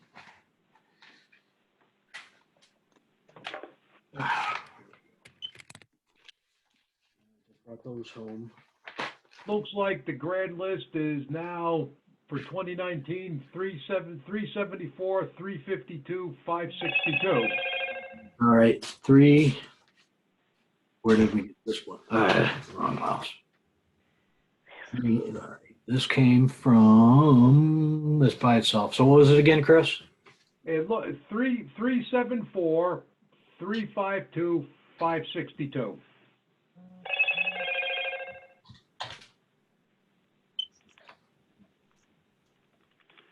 That's interesting. Okay, and that is how much a mill is. So each That's mill up about 10 million. Is that right? Yeah, we had a small increase from the prior year on our grand list. Yeah. Oh. Great. Which is nice. That helps a little bit in the numbers game. Let me see something. 64. Shove it over there for a second. Nice.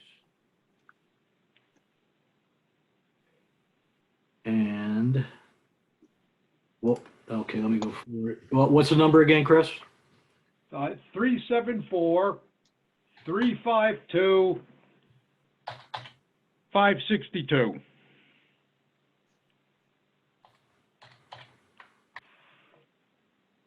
Yep, that's about 10,000. $10 million. $10 million, yeah. That's more than. Yeah, we had a nice uptick. But property values were on an upward trajectory. Hopefully, our reval is this year, so I hope there isn't too much of a negative impact from the COVID, because it was looking nice to have a nice bump up in our grand list with this reval. Just to that point, they have not been coming around and doing the reval, have they?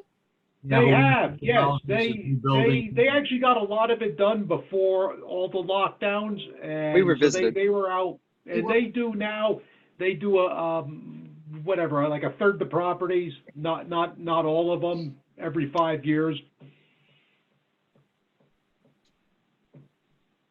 All right, so. That would be for next year. That's going to be finalized in October, so that'll be for the next year. Yeah, we typically don't, I mean, some towns actually adjust their mill rate midstream, but you're not going to send out new tax bills, so it makes no sense to do that. Each round of tax bills, as Natalie would tell us, is something like, I want to say $3,000 or whatever. She could tell us exactly. It just. My concern is that we're not going to collect 99%. Oh, there's yeah, that's it. We've had that question, Natalie and me, and Ray and I, and we've all been, yes, that collection rate, because of what's been going on, that's going to be high. So we have to factor in a lower collection rate. Yeah, that's for sure. Did Natalie come up with a certain amount that she felt comfortable with? No. It's hard to say. If you went with a 90% collection rate, who knows? There's going to be so many unknowns. And having said that too, when you look at our numbers, 42% of our income is through escrow. So as long as those folks are current on those accounts, we will see that with the escrow payments.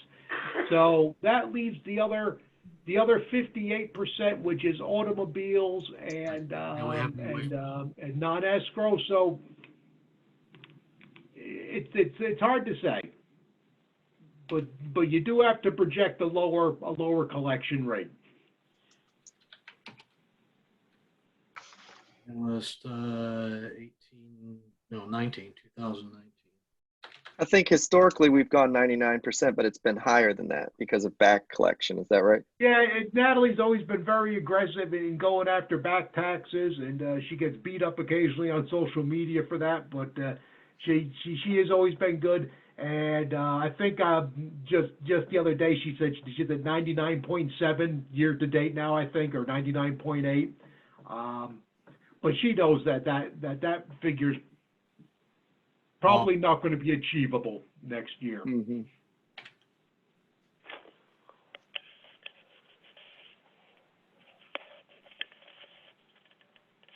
All right. So with that said, I'm just trying to get the spreadsheet, and my laptop is right in front of this monitor, so it keeps going down. All right, so going back up here, so we can kind of, this is what we normally do at this stage. We got to put in the budget totals for each one, and that'll give us a rough idea of where we're at this stage of the process. So this is equal to P3U3. P3U3 should be the same, right? Oh. P3U3,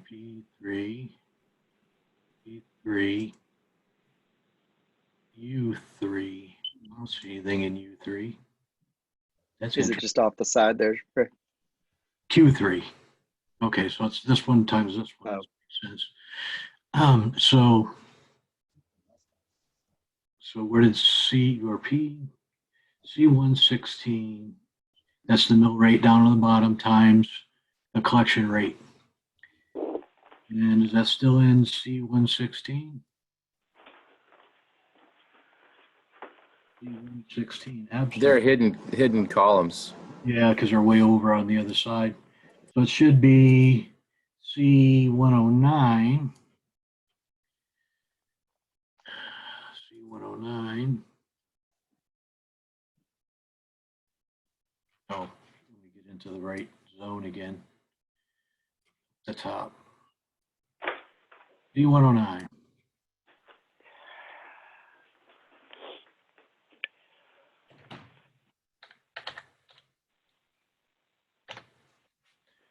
All right. So we don't have the budget totals in here yet. So let's do that. All right, Chris, what was your town? Here we go. And I'm going to blow the whole spreadsheet up. Insert. What was your town budget?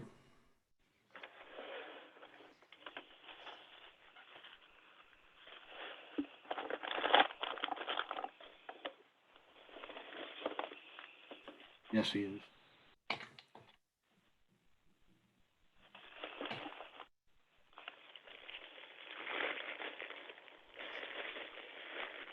Looks like he's eating Doritos. Chris, you're muted. We got a question for you. Yeah, the town budget number. I'm actually trying to find the paperwork. It's sitting on my desk. Bear with me. Well, I can get it. Yeah, I think it's uploaded. Yeah, it's Last town page. That's the one we were missing last meeting. Yeah, it's about 20,000 down, and No, a new one came out today, Chris, that's different than that other number. right. What do you got? And I say that, Chris, in looking back under your Board of Finance, you still have not reflected the $3,200. No, because you guys didn't actually vote on that. You just suggested it. So when you vote on that and put it in, we will put it in. I make a motion that we add $3,200 to to the selectmen to add into their. Well, I wouldn't even do that right now. I would wait till you actually go through the budget, and then it'll be, yeah, because I know it's there. Okay. Yeah, and we can't, All right, take it back. Yeah. 3,936,000, right? Yeah, that sounds about right. Down 20,000 from last year, or 20-something thousand from last year? 21,730. Yeah. I wish. Zero in there. All right. What is this guy saying? J and I would be K and J. Uh-oh. Dog crying. All right, so that's down 24,000. Capital improvement, Chris, is, you have that handy? CIP. I got it. Excuse me, what's the down 24,000 That's the town budget. from last year? Yep. His stats reflect 21,730. And then we also have to go 3,200 down below that. So it's not 24.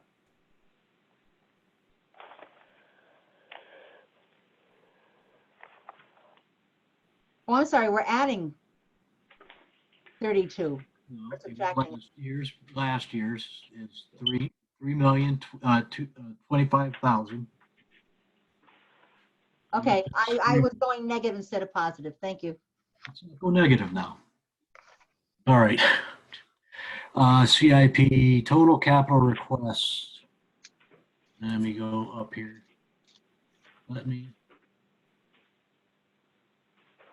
Total capital. It's like 260, 264. No, that's column R. Column R. That can't be right. 263,870. 21 or 2021 is Q. And yeah, 63,870. 63. Yeah, the CIP is 263. Yeah, that 263,870. Yep.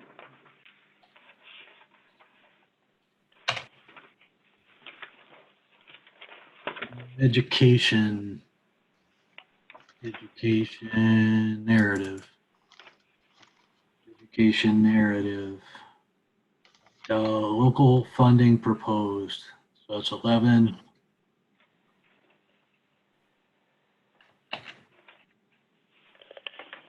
You know, you all can watch me make my mistakes that I make every year, except for not saving it as we went. All right. And that number looks incorrect. J and I, yep, should be L and K or.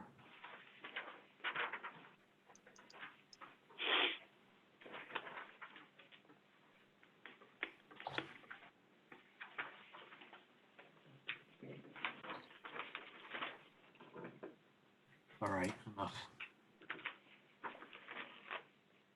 That one didn't have it in there either. I might as well go all the way to here. Ooh. Or not.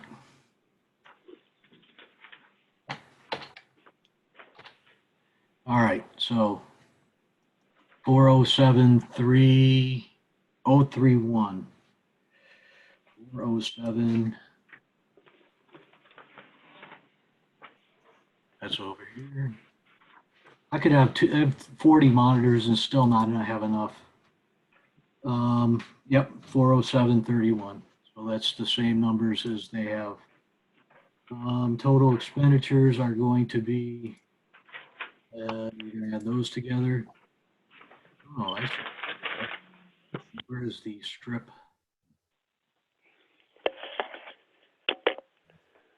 Somewhere in here you can get rid of the formatting. Who cares? All right, this is gonna be total revenue, or total is gonna be equal to sum of K8 through K10.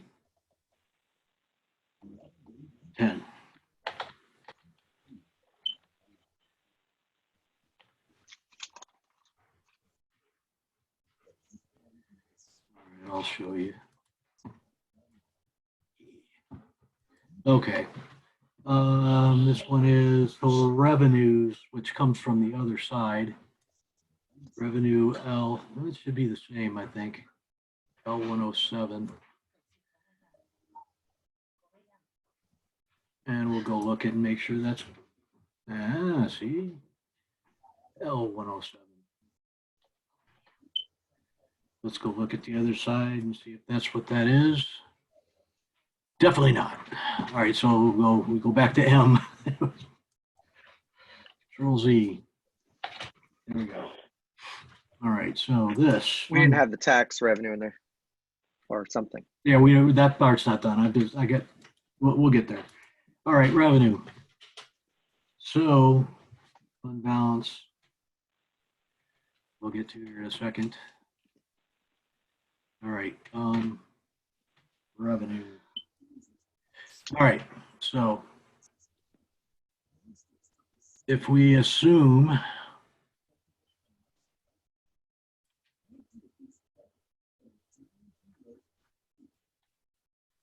this L3 through L6.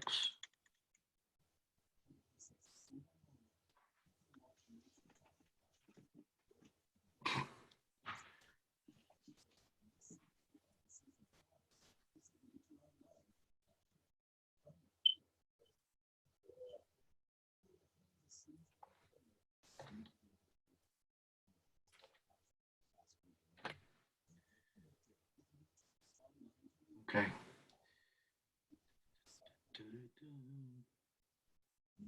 All right, property taxes, lien and interest.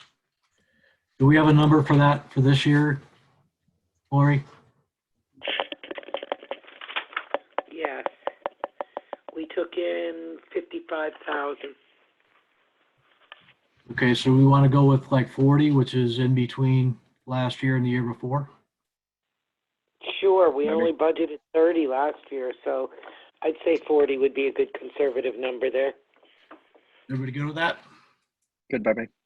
All right. I'm deferring. Yeah, to- that's good. I think we can take the decimals off this one, eh? There we go. That looks a little bit still whacked out for whatever reason. P and U. Oh, that's because we changed this number. Anyway, all right. So this one is up to date, which is representing the the amount per mill rate times Q3, which is a collection rate. So in a collection rate, and a collection rate 999 or 99%, we would collect 9 million, basically 900,000. Our expenses are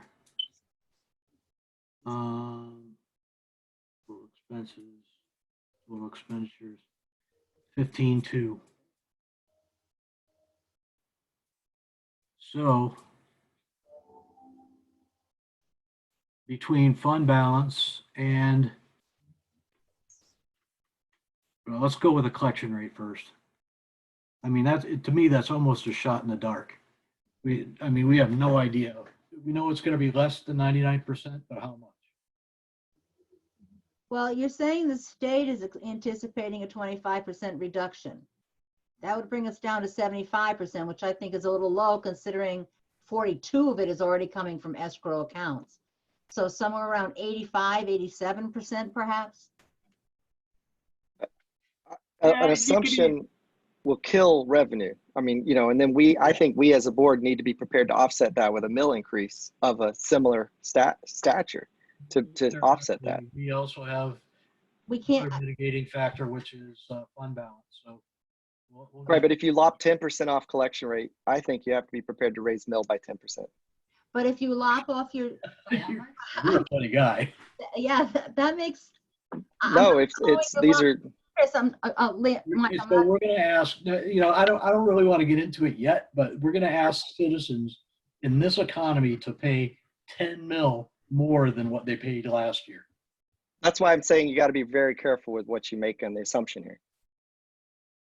Well, if you assume too high, then you run a deficit, which we're not allowed to do. So, anyway, let's have the conversation that we were having, which is on a potential collection rate. Jeanette, go ahead.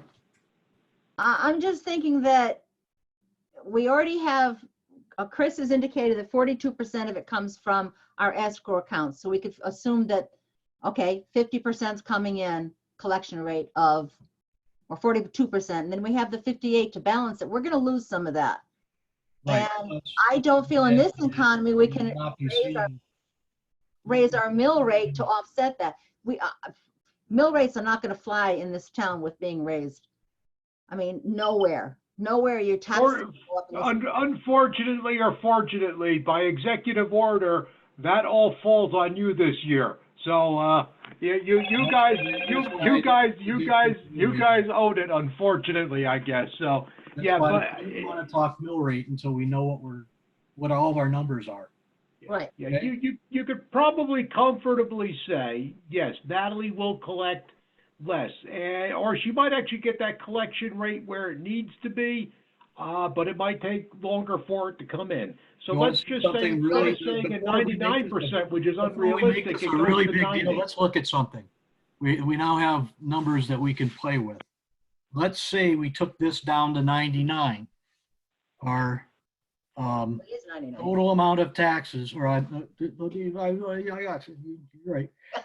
We're at 9882 for collection, right? 9882. If we assume 99% at a 26.4 mill rate. Yeah. So if I change this to, let's say 90, let's see what differences it make. Let's make it 89, so it's a 10% decrease. And this, I think, is going to surprise you. You'd be surprised. It's not a big number. So remember, it was 9882. Okay. Wow, geez, didn't change. See, that's what I mean. Yeah, it's a very little. It's not a huge number on that. On those. No, I know it's not nothing. That's way too low. Q3. Hey, Ray. Last time the economy was hit this hard was 2008. Do we have a record of what our collection rate was in 2008? And would that be, I know this is a little different, but could we possibly use that as a reference? I think that's apples to oranges, really, in that was a housing bubble that didn't necessarily result in massive unemployment as this has. It also was of it had a definitive end, so to speak. When the big impact with 08 was in our reval and our grand list lost 10%. 109, C109, C109. There's nothing. Well, it's hidden again. It's over here. C109. C109 is correct.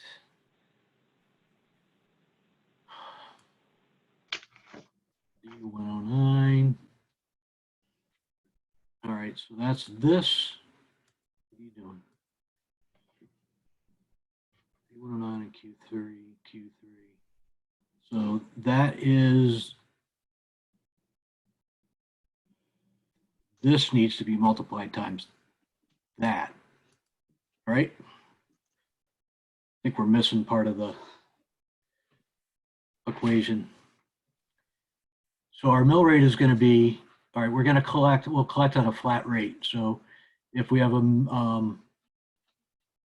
mill rate of 26.2 and each mill is worth. Aren't we at 26.4 right now? Yes, 26.4. All right, how much is a mill worth? 374,353. 374353. 374. Get up there. All right, so that's 374353. Was that it? Yes. All right, so we multiply that times. This is gonna times point or 0.264, right? Let's see if we've got the right number of decimals here. And I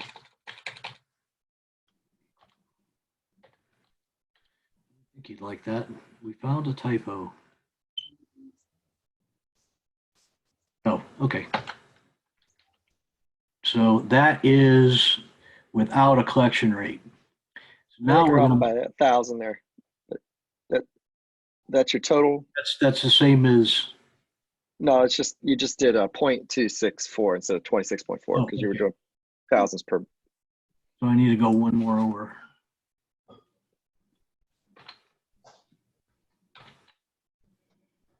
Can you call Jonathan?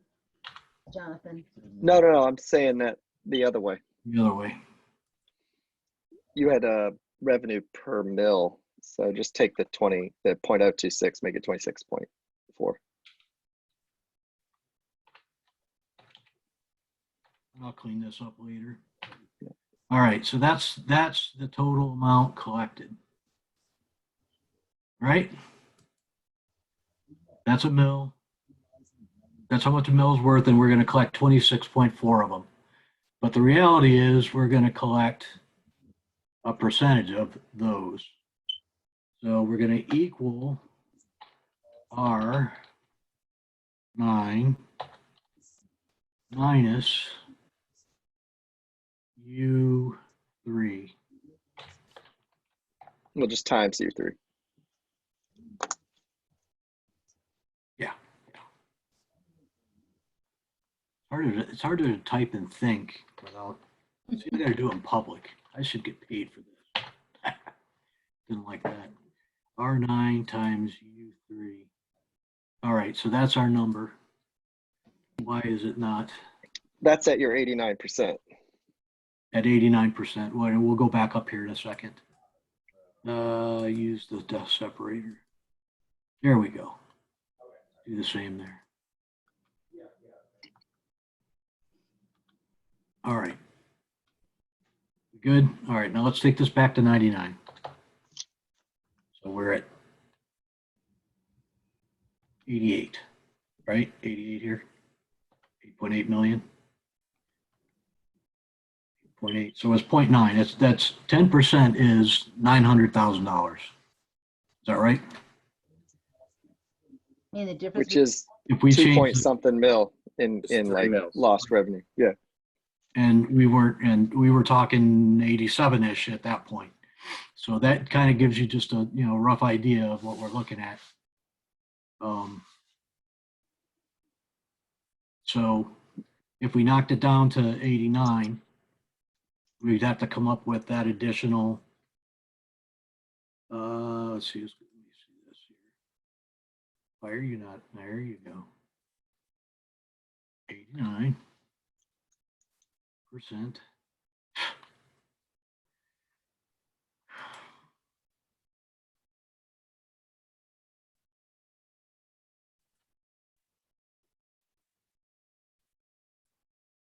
That'd be great if we could collect 8,900%. I just don't think so. Come on. All right. All right, at 99%, we need total, what was our total expense? Total expense was 9.8, right? No. Yeah, 9.8. Total revenues, total expenses, okay, 15, correct, Karen's right, 15,300,000 roughly.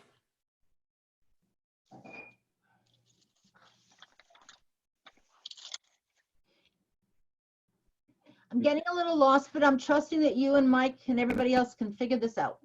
And we take our, so that was Cross 15 fingers. million plus, we got to take this, and all these revenue sources have to add up, and I don't think they are right now.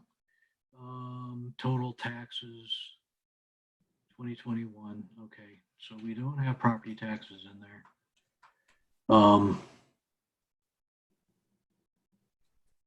What really shows you is on the front page. So let's move this number at 99%. That's U9.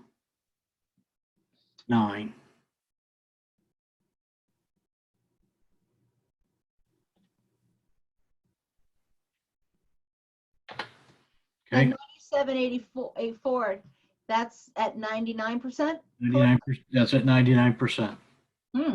And you add in your intergovernmental revenue, which is not a whole lot, but then you've got your ECS and all the rest of the stuff is, well, there's 4 million there. So you add that, that's 10.1.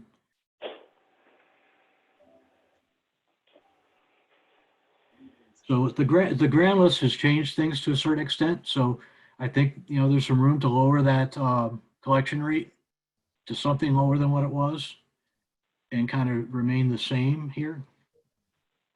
But whether it's acceptable or not is really the question. So, all right, fund balance use, fund balance, unreserved, total fund, unreserved. Somewhere we add in, okay, total revenues. This is where we add everything together, I believe. And that's revenue. That's revenue. Yeah, total revenue. M107. M107. 107, which is M7, M63. Isn't this fun? M7, yep. M63, yep. And M106. So those are correct. So that's our total revenue, 9.7. We're missing something there, Ray. Well, we have a few gaps in there from Natalie that we haven't put in. No, I mean, our tax collection was 9 something, and we're getting 4 mil from the state, 4 million. So on ECS, so the number should be significantly higher than that for total revenue.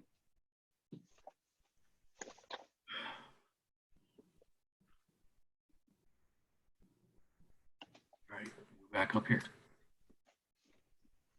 Proposed. There's our property taxes from there, right? Property taxes. Yep. So that's the total of that. That's 7. That number plus that 4.482 million on row 40 or 63. This should be 7. It is M7, M63, M7 total taxes plus M63 right there. Add these up. 4482429. Yep, that's right. And that is 63.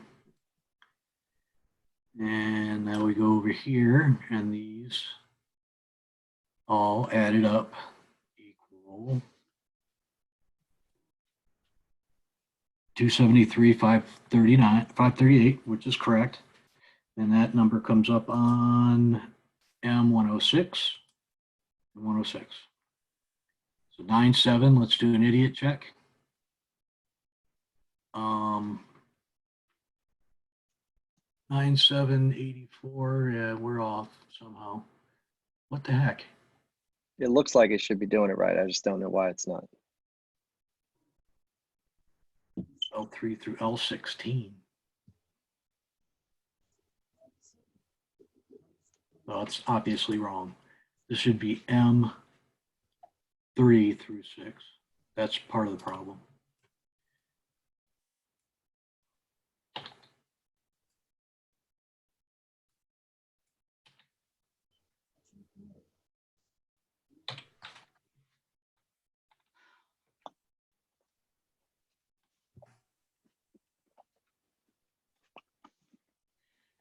3 through M6. All right, M3 through M6. It's there. 9-8. Right? 9-8. So this should be 10-2. When you add these two together. There we go. Now we're looking at Oh, there we go. 10 plus your 4, or no, it looks high. No, that's 13, 14. Okay. So I'm going to just hide this column for the sake of sanity and this one. All right, now back up to the top. So we have 14,580 coming in, and 15,250. So that's what, 700,000 different? Sound about right? Right. And that's at a 99% collection rate. So if we didn't even mess with the collection rate, we're looking at a $700,000 shortfall. And that's taken what? I don't think I have anything out of fund balance yet. Fund balance used. We don't have anything. So Lori, what do we have in fund balance right now? Or what is last year's audited fund balance? I don't have that here. Chris, do you remember you and I were looking at that? Yeah, well, the audit for the last fiscal year is not done yet. There's still a couple things, or at least one thing hanging out that has to come from the Board of Ed on that. The prior year, the fund balance was 2.3 million, but I got the paper right here. For the fiscal year that ended June 30th, 2018, because the 2019 is still unaudited, we had a fund balance of, bear with me, because again, I'm thinking and reading at the same time, which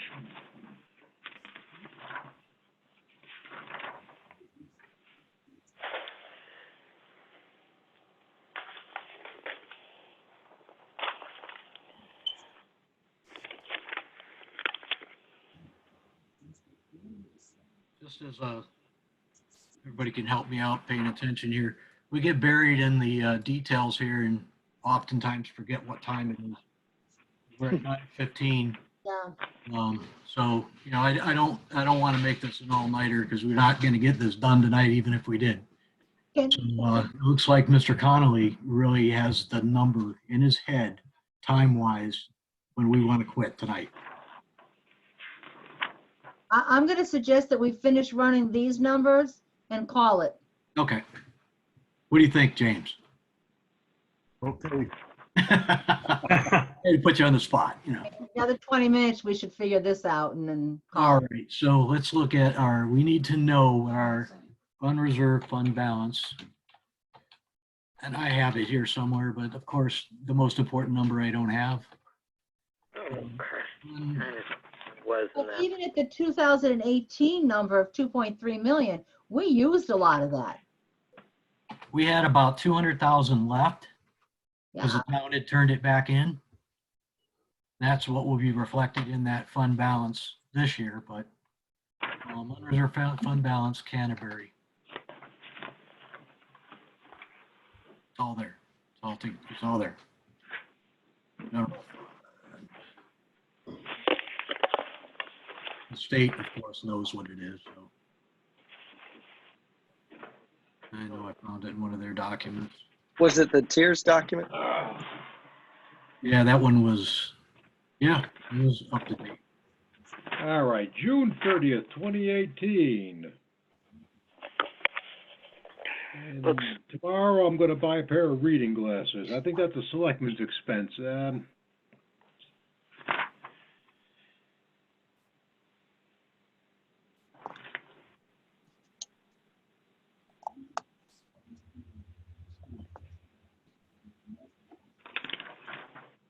is a figure on the balance sheet. Yeah, okay, we had, and I'm just read this to you, the assets and deferred outflows of resources of the town exceeded its liabilities and deferred inflows.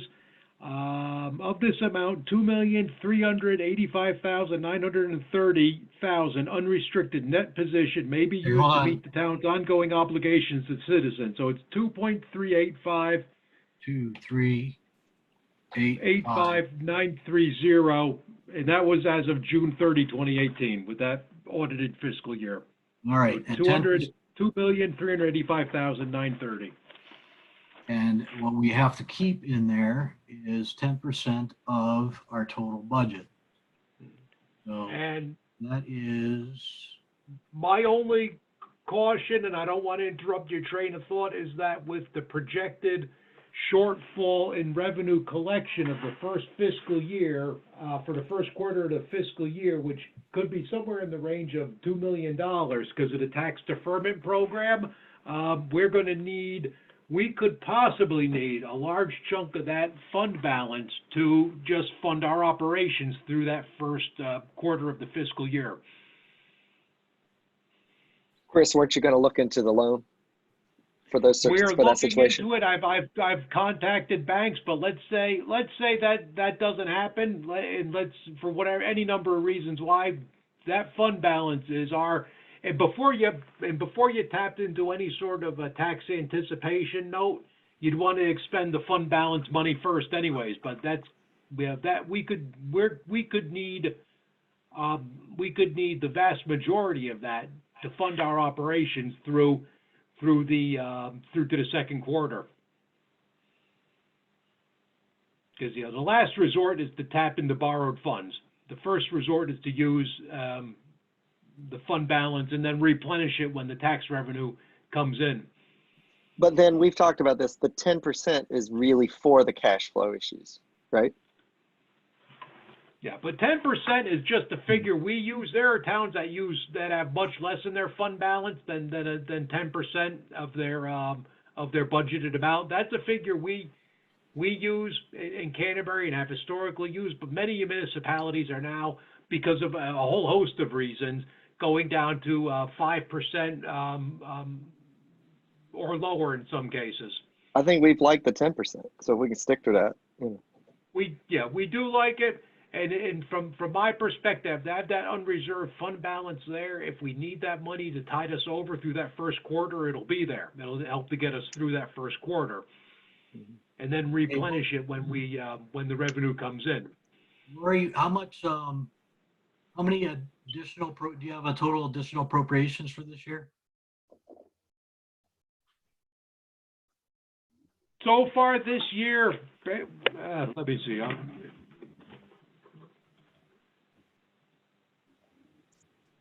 If I don't, come on. If I get out a full screen here, I can actually go find that. That's in the P&L, isn't it, Lori? What's that? Is that in the P&L? The additional appropriations? Yeah. No. Let's see. Hang on a sec. It's got to show up as. I'm trying to think of where we used to have a separate report that lists it, but we haven't gotten that in a long time. Well, we can work on bringing that back if you'd like. Okay. Extra appropriations. It looks like we had October 7th, there was $2,000.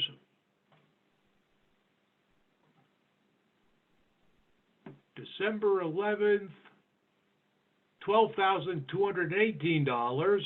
So that's 14,218, and I think the third one here was another 10. So it looks like another 10. So 24,218.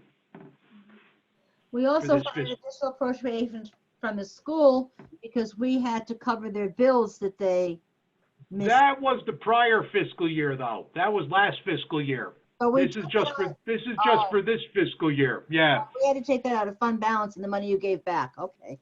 Yeah. And that was the last fiscal year. So for this fiscal year, from July of 19 through June of 20, it was, I said, 24,218. Here's the thing, in our last audit, the audited fund balance that we're using right here came before that additional appropriation. Yes. So you gotta add it. What was that last one? Well, we also additionally, like, we gave him like 300 grand. Well, that was in, The prior fiscal year. yeah, that was audited in. That was audited into the 2018 number. No, it is not, Jeanette. It's going to be audited into the 2019 number Right, when we into the number that we're waiting for now, yes. that audit. To be deducted. Okay, so what was that? 74 something, wasn't it? No, for extra appropriations, 24,218. Yeah, I got that. But what was the Okay. the one for the last one for the schools last year? Wasn't it 70 like Was, 302? but that was for, I want to say it was about 73,000.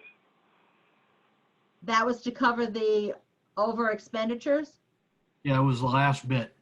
but we Yes, I also, believe so, because once we reimbursed the money from the CIP monies that they had spent during their regular Right, it fiscal. brought it down. It was 100 and something, and it brought it down. Right.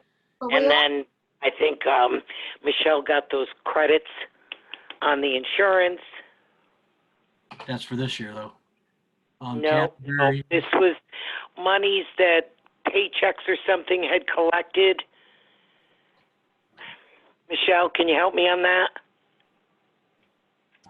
Yeah, it was the paychecks that were written to Anthem, but we had to apply it to the July invoice, which would have been Cigna, so we had them void the checks. Right, okay. Yeah. So that money was added back in. So it did end up being around 73,000, I think, at the end.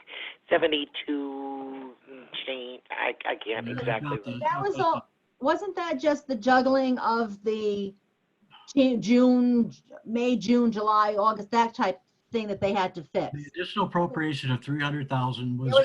was in that year's audit. So that's gone. 2018 reflected the 302,000, Yes. but we only did I that. know for a fact it did. We got 2 additional appropriations last year Yes, I know. in fiscal year 19. So 300,000 is already taken out of that fund balance number that we have up here. Guaranteed. So we have to add the second one. That's really what we're talking about here. Ray, you got like 73 grand and the 24 grand. That's around 100 grand of additional appropriations. If that's a number you want to use, sounds like it. 97,218. And part of the reason I'm saying this is the fund balance number that Lori is giving us was as of October 1st of last year, or the year before, actually. Yeah, that's what I'm And saying. then in last year's fund balance, when we projected, actually, we look at our projected fund balance from last year, our net fund balance, we had. So the additional appropriations that Michelle's talking about will be in this year's audited fund balance, Ray. Right. Because they occurred prior to June 30th of 2019.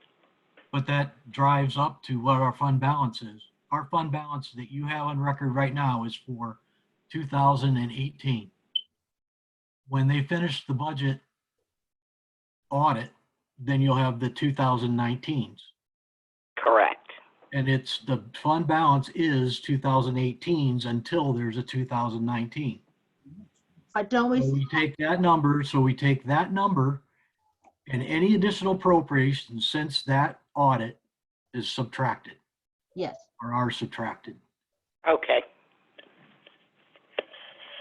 Fund balance, additional appropriation. So you know what, Jeanette, maybe you might be right. We take that number and we do 400,000. Yep. And then we add in, Chris turned back in 2. But that 2 automatically went over to offset what they were asking us for. That was We're considered, adding everything together and subtracting. So, yes, it did, but Well, if you're trying to figure that out, you got to add in return money. Yes. okay. all right. So we had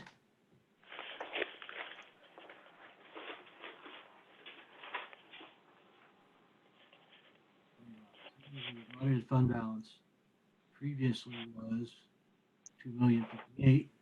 Our last audited fund balance was 230,285,235,930.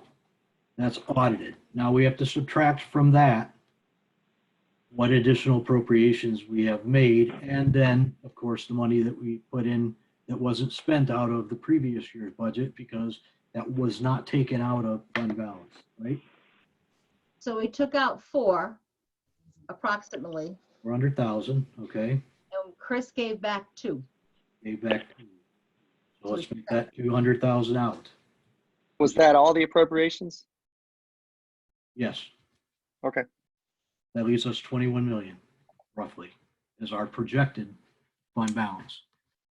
But we won't know what that 2.1. number is exactly until 2.1 million. 2 yeah, that's what I have right here. I don't know what You just said 21 million. what happens when you get up at 5. That'll be great. No, we wish.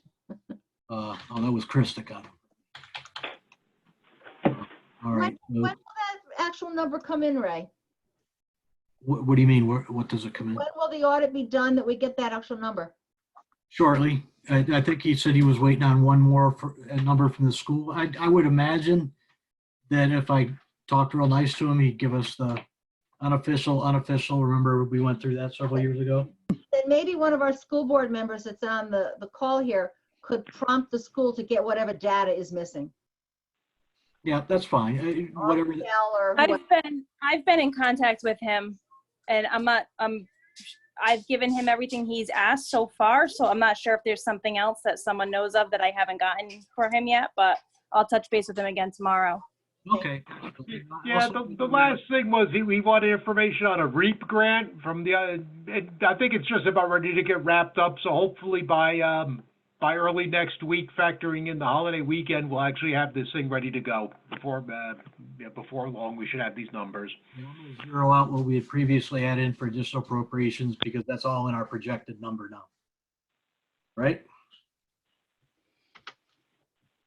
Come on, you gotta support me here. Okay. Number. 1,000 separator. All right. Left off the screen. I don't know what you're doing. I don't want the zeros. All right. That's what we think our fund balance is, and we'll get better numbers. All right, so unreserved fund balance. Just a comment would be is that kind of makes sense because last year we tried to put a little more back in there through taxes, and we are up a little bit, so. Okay, so now we take, there should be one here that says available for use reserve for special, unreserved fund, anticipated. One of these, basically what ends up happening is we'll subtract, we know what 10% of our expenditures are, right? Somewhere I put those in here, 10%. Balance maintained for cash flow, so that's 1.5. We need to maintain 1.525437 in our fund balance to meet 10%. So we subtract that from 2,100 or 22,100,000. So we're going to do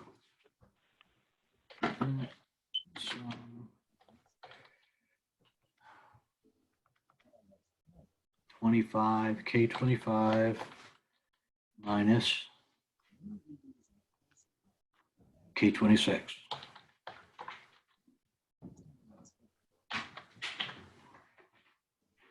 All right, so we have 574,000 that we could use toward offsetting the mill rate and bring us down to 10. Okay, now back over here. So 500,000, let's say, so that puts us to 500,000 puts us to 10-1. Oh, wait a minute, we gotta go down here. 500,000 total revenues.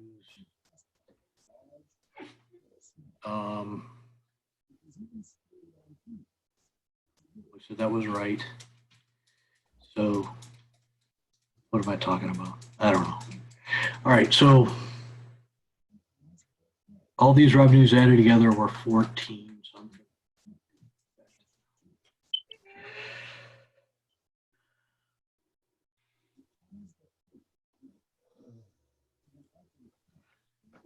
Total revenues.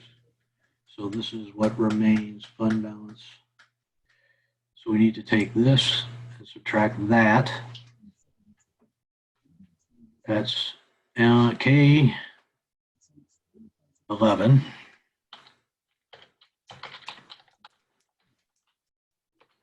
I can't even see my own screen.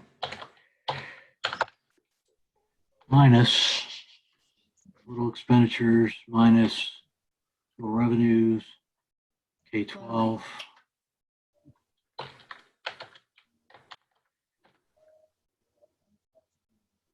All right, so we need 675,000 to make up the void. All right. We have 560 or 574, so we take this. So we go some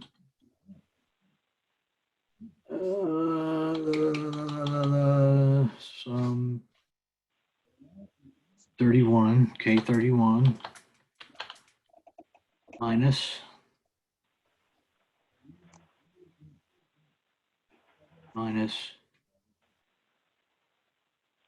K28.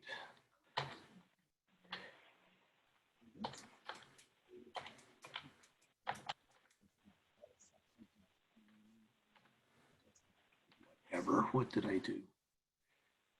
I didn't put a parenthesis in there. All right. That's got to go the other way. K31, K28, that's why. M31,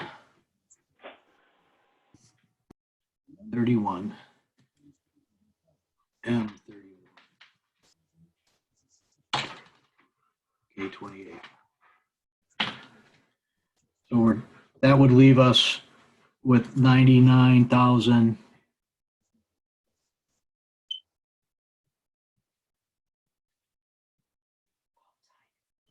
99,000 left that we'd have to come up with funding for. Okay, so we know we can't offset all the cost with just fund balance. So we look at revenue and we know we can't support a 99% collection rate. So to get us in the real ballpark, we have to come up with a real correction, what we think the collection rate will be. And then all the rest of the numbers will work as they are. You're asking for our guess as to what the collection rate would be? Yeah. There's so many things to put into this. I mean, one, we know that we're not going to get taxes for approximately 3 months, some percentage of them, and that's going to cost us something. And you could use collection rate to reflect that. On top of that, we have folks that lost their positions that are not going to regain them, which means we'll collect none of their taxes. So that number has to go below 99. And I would, in my personal, just blind guess would be about 90%. The normal number we used to use is 98. We're talking about through all this mess, we're losing 8%. That I think that's underestimating what we're going to lose. I mean, it's a shot in the dark. We don't know. Is this a discussion we need from Natalie? Natalie knows the people that come in and pay the taxes. Yeah, I think her answer so far has been that she didn't have her prediction. Is that correct, Chris? Yeah, she's not, and Natalie and I have discussed this. OPM has asked for numbers and what we're going to be looking at for shortfalls, number-wise for that first quarter. But to actually get a prediction out of Natalie is tough because there are so many unknowns that go into that, and I don't think she wants to really put it out there with a strict figure. I would go with, quite honestly, if you're to take raise 90, that's essentially 10% below what we've collected in the historically in the past and what we projected in the past. That it's a good figure to work with. It's a good figure to work with. I don't know if it's perfect. I understand your consideration on that, Jeanette. It's the same consideration I have. Having to ensure that we have that fund balance there if we have to, tide ourselves over through that first quarter. So, yeah, there are a lot of unknowns here with that. So The net effect of doing that is a $989,000 shortfall.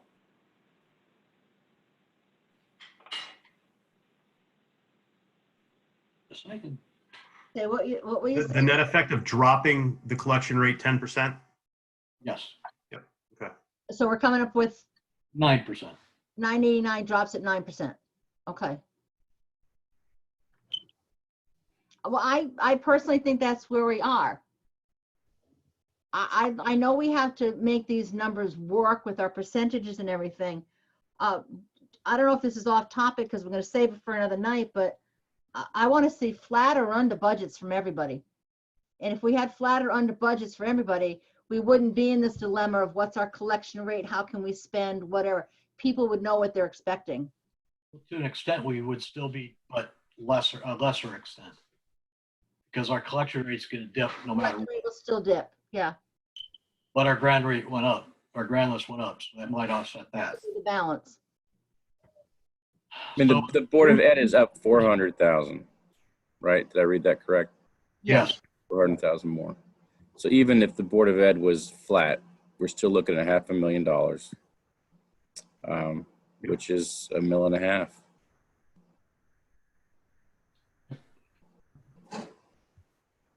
And that's kind of close to where I think the surrounding towns are at. They're between 0 and 2, or I think I saw 4, but maybe that one went back. You can, what I'd like to get is more information about what other towns are using for a collection rate. Granted, they may have, been at 20%, whatever their initial number was, but what did they change between last year and this year? It looks to me by the mill rates these folks are using, what I'm seeing pass, that they're not really incorporating any collection rate decrease, or at least not a significant one. And I think, just from my limited understanding of what other towns do in terms of collection rates, we've always been very high on our collection rate, and we've got it in. To have many communities are already bake into their cake a much lower rate to begin with. So it's one of the things I can ask Natalie tomorrow to reach out to the tax collectors and see what feedback she can get on that in terms of what other municipalities are projecting for their collection rate. But every municipality is a little bit different.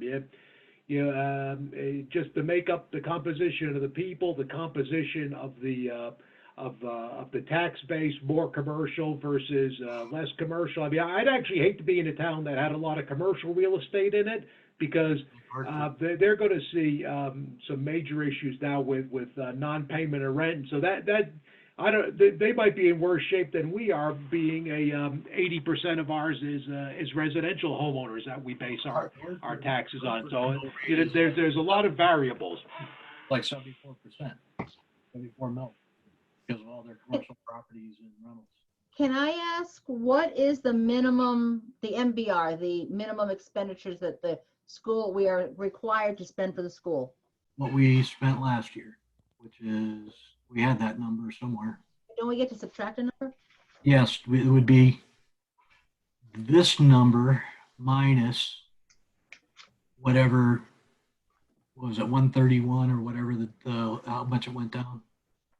131, 416. No, I'm, education, yeah, it went down. No, that's wrong. K and J, K and J.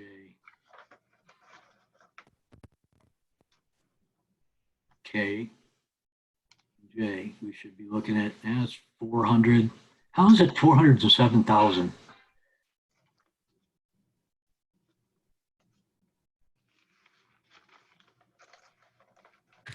So we take last year's number. Yeah, let me look at there it is. All right, here's what they say ECS was. They said it was down here, education budget. So what was there? We lost a certain amount last year. What was it? Last year's budget was 21, we lost 115,000. But we take this last year's budget. Oh, that's education budget. There, that is correct. So we take last year's budget that they put in for 11,582,529, and we subtract the 131,416 from it. Is that correct? That gives us our MVR. No, it's this number minus whatever was cut. Well, this year's No, this reduction. year's cut was 11,300 and, oh yeah, $11,396. So 11,396. So let's make that. Oh, come on. Equal sum. ECS last year, not ECS. Budget should be I 10.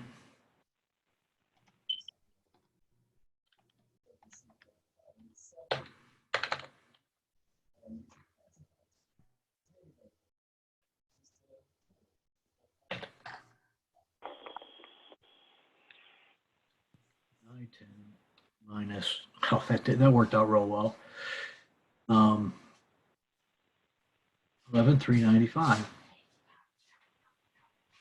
Gotta go the other way, right? No.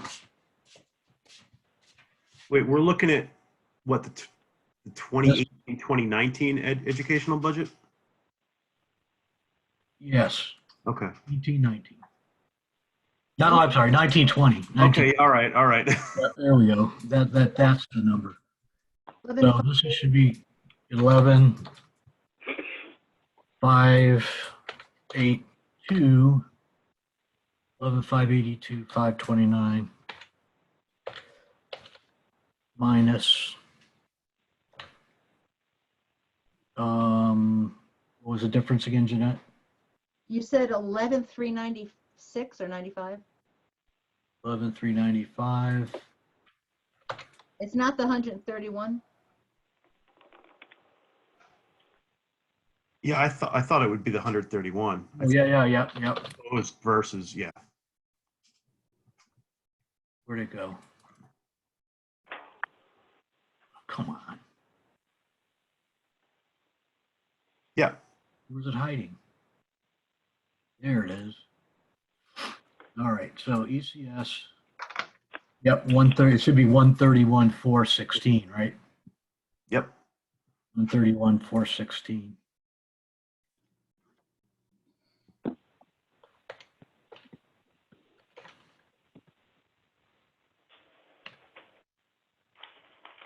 Good.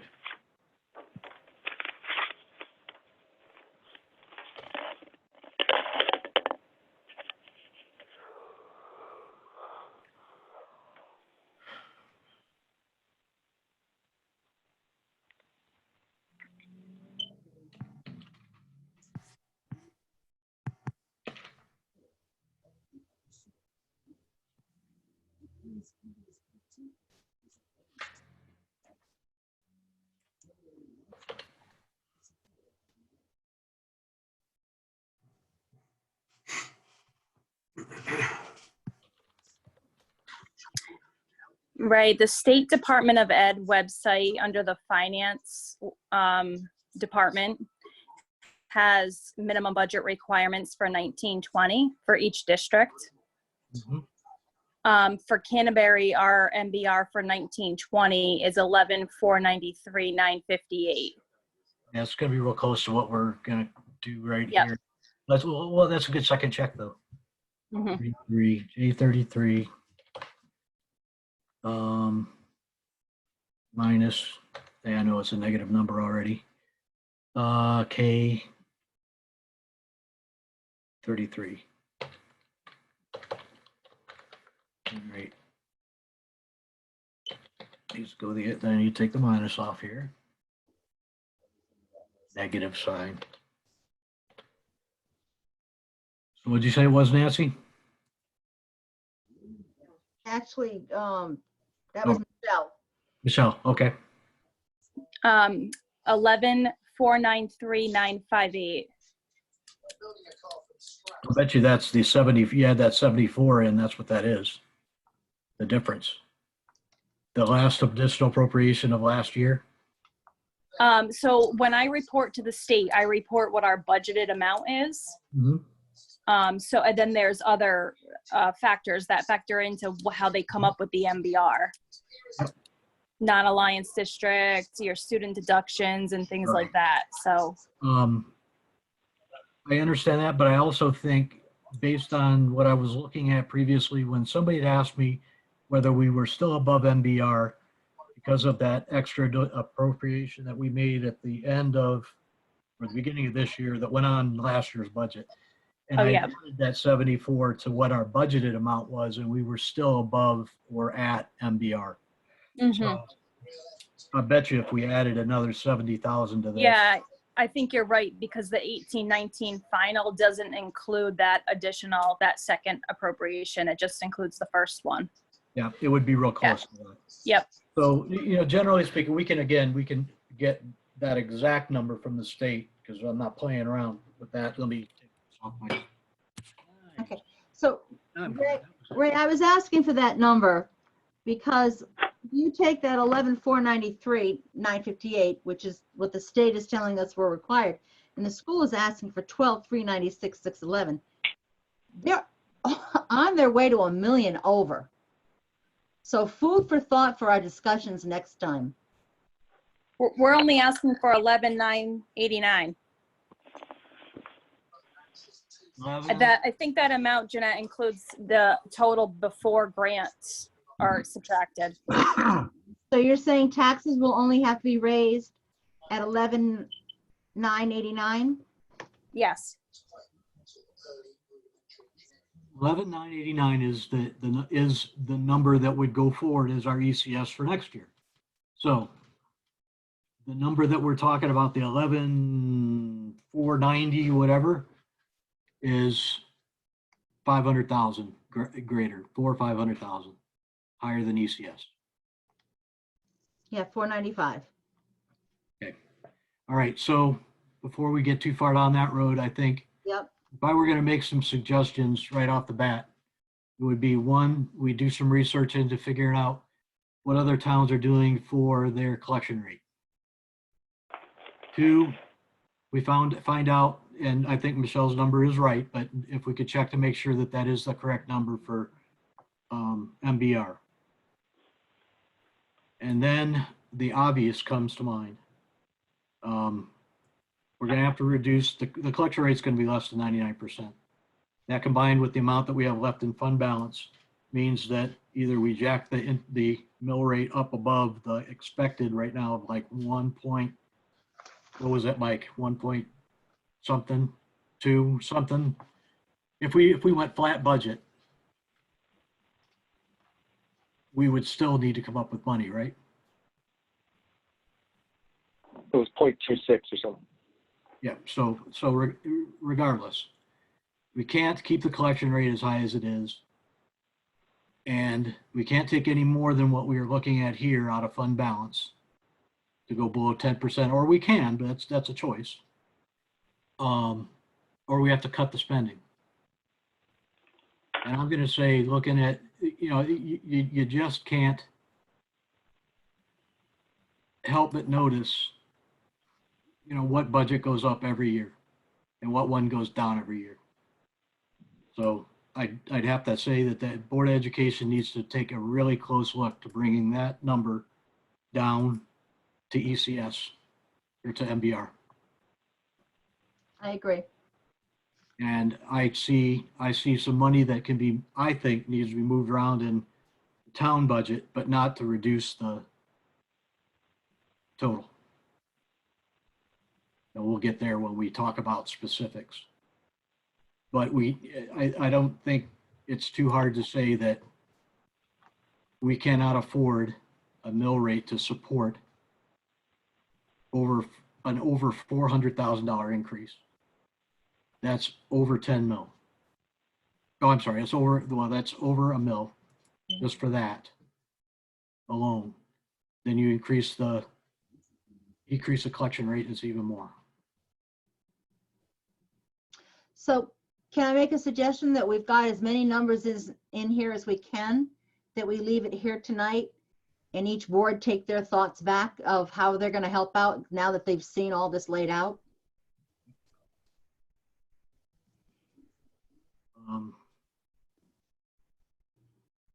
Because this is the time of night we get punch drunk with doing numbers. Yep. What I'd like to do, I'll take tomorrow and clean this all up so that I'll leave the collection rate at 99%. That's the only thing we have left to play with outside of spending. And then I'll put this back out so everybody has a clean, instead of all this mess down on the bottom of the spreadsheet.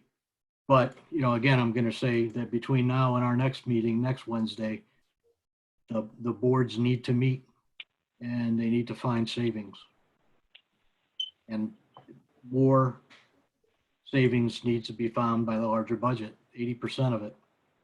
So 80% of what you consider to be a tolerable increase or not needs to come out of education. And we'll decide I don't know how much further we can cut the town.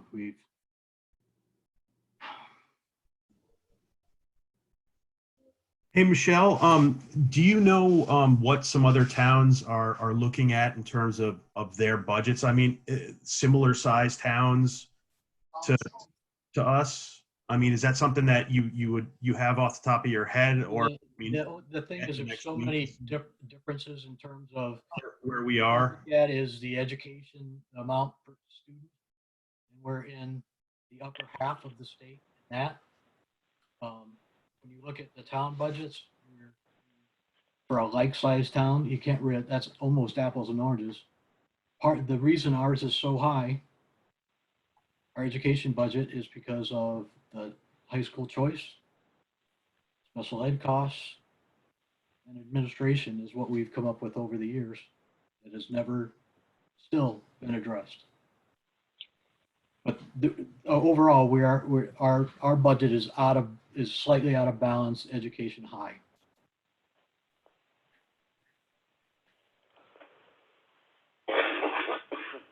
Even if, you know what? Let me show you. To give you an example of that, I didn't have all the numbers either when I did this. I did post this, I believe. Oh, where is it? Status, there we go. It's local. You don't need to be downloading it. All right, so this was the beginning of the presentation that we used to do for the town meeting. And I did have enough time to kind of put together this based on the spending that is proposed. And you see that, our general town budget has stayed, actually it's gone down 1% over the last 3 years. Capital improvements remained constant at 2%, which is extremely low. And our education budget has remained the same at 70, gone up 1%. So that's what our budget trend is.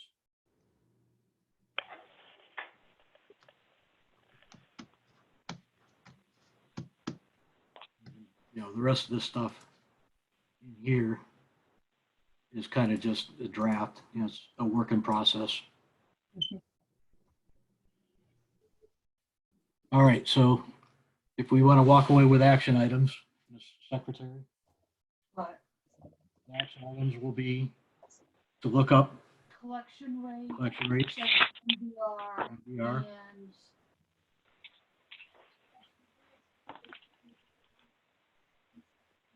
I think it was to ask the boards to get together and come up with savings. And again, I second that. I think that's, well, that's where we're at. And what what I would intend then, questions, we really haven't done these. I mean, I'm talking to something you can't see. We haven't really done these. Do we need a motion to move these to the next meeting? Yes. Make a motion to move under old business C, D, E, and F to, well, Okay. actually C, D, and E. And I think the wording is to postpone discussion of CDE. Okay, I make a motion to postpone the discussion of the agenda items under old business C, D, and E to our next meeting. Scheduled for May 27th. 27th at 7 o'clock. Second. who seconded? Mike. Was it Matt. Mike? Matt. Matt? Okay, and Yes. just from the discussion standpoint, I think the next meeting kind of followed that mindset anyway. Let me look at my shirt again for a moment. Unfortunately. Canterbury website, where is it? I kind of outlined what we had talked about at our last meeting. There we go. 27th was to review current budget proposal, make recommendations, decide on target overall appropriations, and hear public comment. There we go. So I think that's where we're still at. Just a little bit more of each. So with that, is there any other discussion with regard to the motion?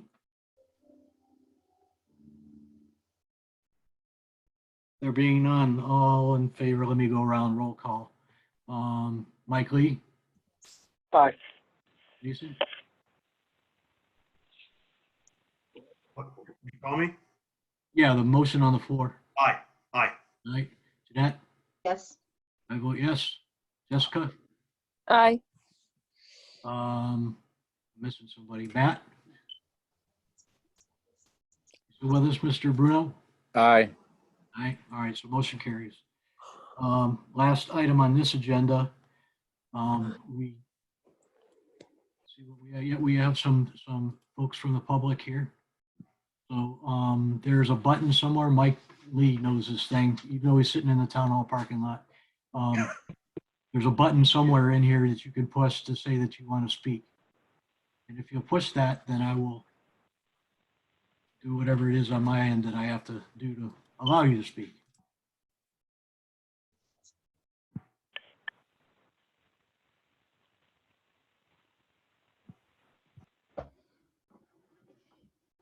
Not seeing any hands or any other indications. I think you guys can also look at this participant list, right?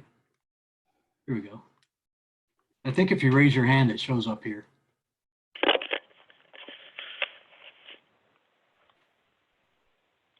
Okay, for those that are here that are not members of Board of Finance, have you any suggestions? I know I got the information on the website a little bit late, and that's just kind of nature of the beast with getting passwords and things like that finally established, which we did all that today, except for one, I think. Last meeting, for whatever reason, the audio did not record, except for the 11 minutes that I was in the session before the meeting started. In this one, it shows on my computer that recording is on, so that should be corrected and put on the YouTube site. Is there anything else that you can think of? Oh, and I will add the one other thing. There were no additional emails sent to the Gmail account. Are there any other things that we can do that you can think of that would make participation or, whatever about the budget more open to the public? I can't see anything other than letting them participate in the meeting the way you have. So it is what it is in this crazy time. Unfortunately, the meeting invite, no, they're on the town website now. That's great. They were on the Facebook site, whatever. That's like, I don't know, 300-ish people. And who knows if they're all from this town. So I think the only thing I can think of is finding a broader distribution for our meeting invites. And that may be something as simple as I'm going to print out a bunch of the invites and put them on, ask to post them on the bulletin boards at Better Value, the town hall door, school, wherever we can post the things. There's nothing in that meeting invite that isn't fit for public consumption. So should you feel that you know of some site that you'd like to post it where a lot of people see it, feel free to do so.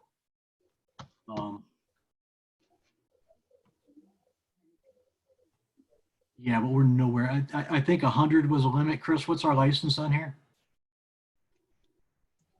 I think it's more than 100. I want to say 250, something like that. I think it's more than 100, but And if we ever off get the that top much, of my head, we ever get that much, we're going to end up splitting that public comment period into more than just that day. I mean, there's no way we could hear 250 people in one day. And the way I feel Yeah, about it is we have as many you're meetings. lucky. You're lucky if you get 10 in a room when it's being held in person. So Yeah, but I'm open. I'm not taking anything out of the equation at this point. But yeah, my promise is I may be the only one in the meeting from one of the boards. That'll be there. But we're going to hear every public comment that the folks want to make. yeah. The best one for that is to get that Gmail address out so that folks can send in their comments that way, and then you can respond to them at the meetings. That's probably the most effective. Yeah, and that's. I think you're very, very correct in that, and for the main reason that I can get those messages, those emails out to all the board members, at least all the Board of Finance members. I'll send it to Nancy and let her, and Chris has access to the account as well. But we'll send those out so the board members can look at them. They can, think about them before the meeting, because it's one of the hardest things to do in this position is to answer questions cold from the public, because you don't know what research you need to do before you get there. We're asking to be a little unfair here, but if folks want to just come in here, that's fine. Go ahead, Jeanette. You said you were going to send out your updated spreadsheets that we worked on tonight. Yes, ma'am. Can I ask that the other boards, the 3 components of our budget, also send out any updated documents that they have by next Monday so we have time to review things? Actually, next Monday won't work. We got a holiday weekend, so. What are you mad at? Yeah, Tuesday. But then Tuesday, yeah, you might be cutting it close because the only time the boards can meet next will be the next Tuesday evening, maybe afternoon if people are available. So it's. Well, do what you can. Yeah, we'll try. It'd be like herding cats, but you can. Well, bottom line numbers will help too. Yeah. As soon as I get them, I'll put them on the town website. Any updated documents, so that they're there when we're in the meeting. Even click on them and take a look at them. Another question for the chairman is: do we need to make a motion now that we have a quorum here? Do we have to add to our agenda something that we can vote on, adding that $3,200 to the selectmen can add it to their budget, update their? No, because we're cutting that. That's the first thing we're cutting. We no room in the budget for that. A special meeting, so we can't add anything to the agenda. But Ray, if they need looks to like do it, they could do it before the next meeting. Okay. All right, so I think we're done at 10:07. So I will entertain a motion to adjourn. So moved. Second. Wait a minute. I see a hand up. I rescind my motion. Yep. Hi, it's Tom Dufour. I'm just wondering, could we post that link to the next meeting to our school Blackboard site so the parents of the school children could have access to it? I can't answer that, but there's no problem in doing it if you chose to. Okay, thank you. That's it. The only thing on there that it asks you for is that password. To me, if you pass the thing out publicly, what do you need a password for? But, anyway, I don't know. It's just on there, so it will remain the same. Even if you go to the town's page, it'll tell you when all the scheduled meetings for Zoom are in there. And like I said, I put the reoccurring thing in there, so it should show up for every week. All right, so the motion's on the floor. I make motion to adjourn, or somebody did. Do we have a second? Adjourn, second by Mike. Second by Mike. Jeanette made a motion. Mike, everyone signify aye by signing out. Aye, bye. Bye-bye. Bye-bye. Bye-bye. Good night. No. Good night, folks. Let me make sure I save this thing whatever way. Let's see.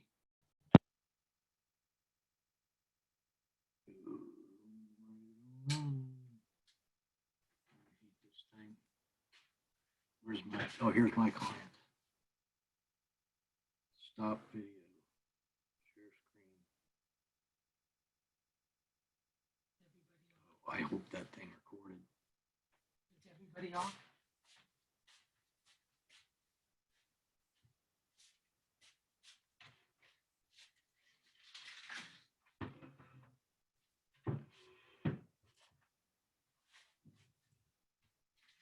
Here it is, Audible.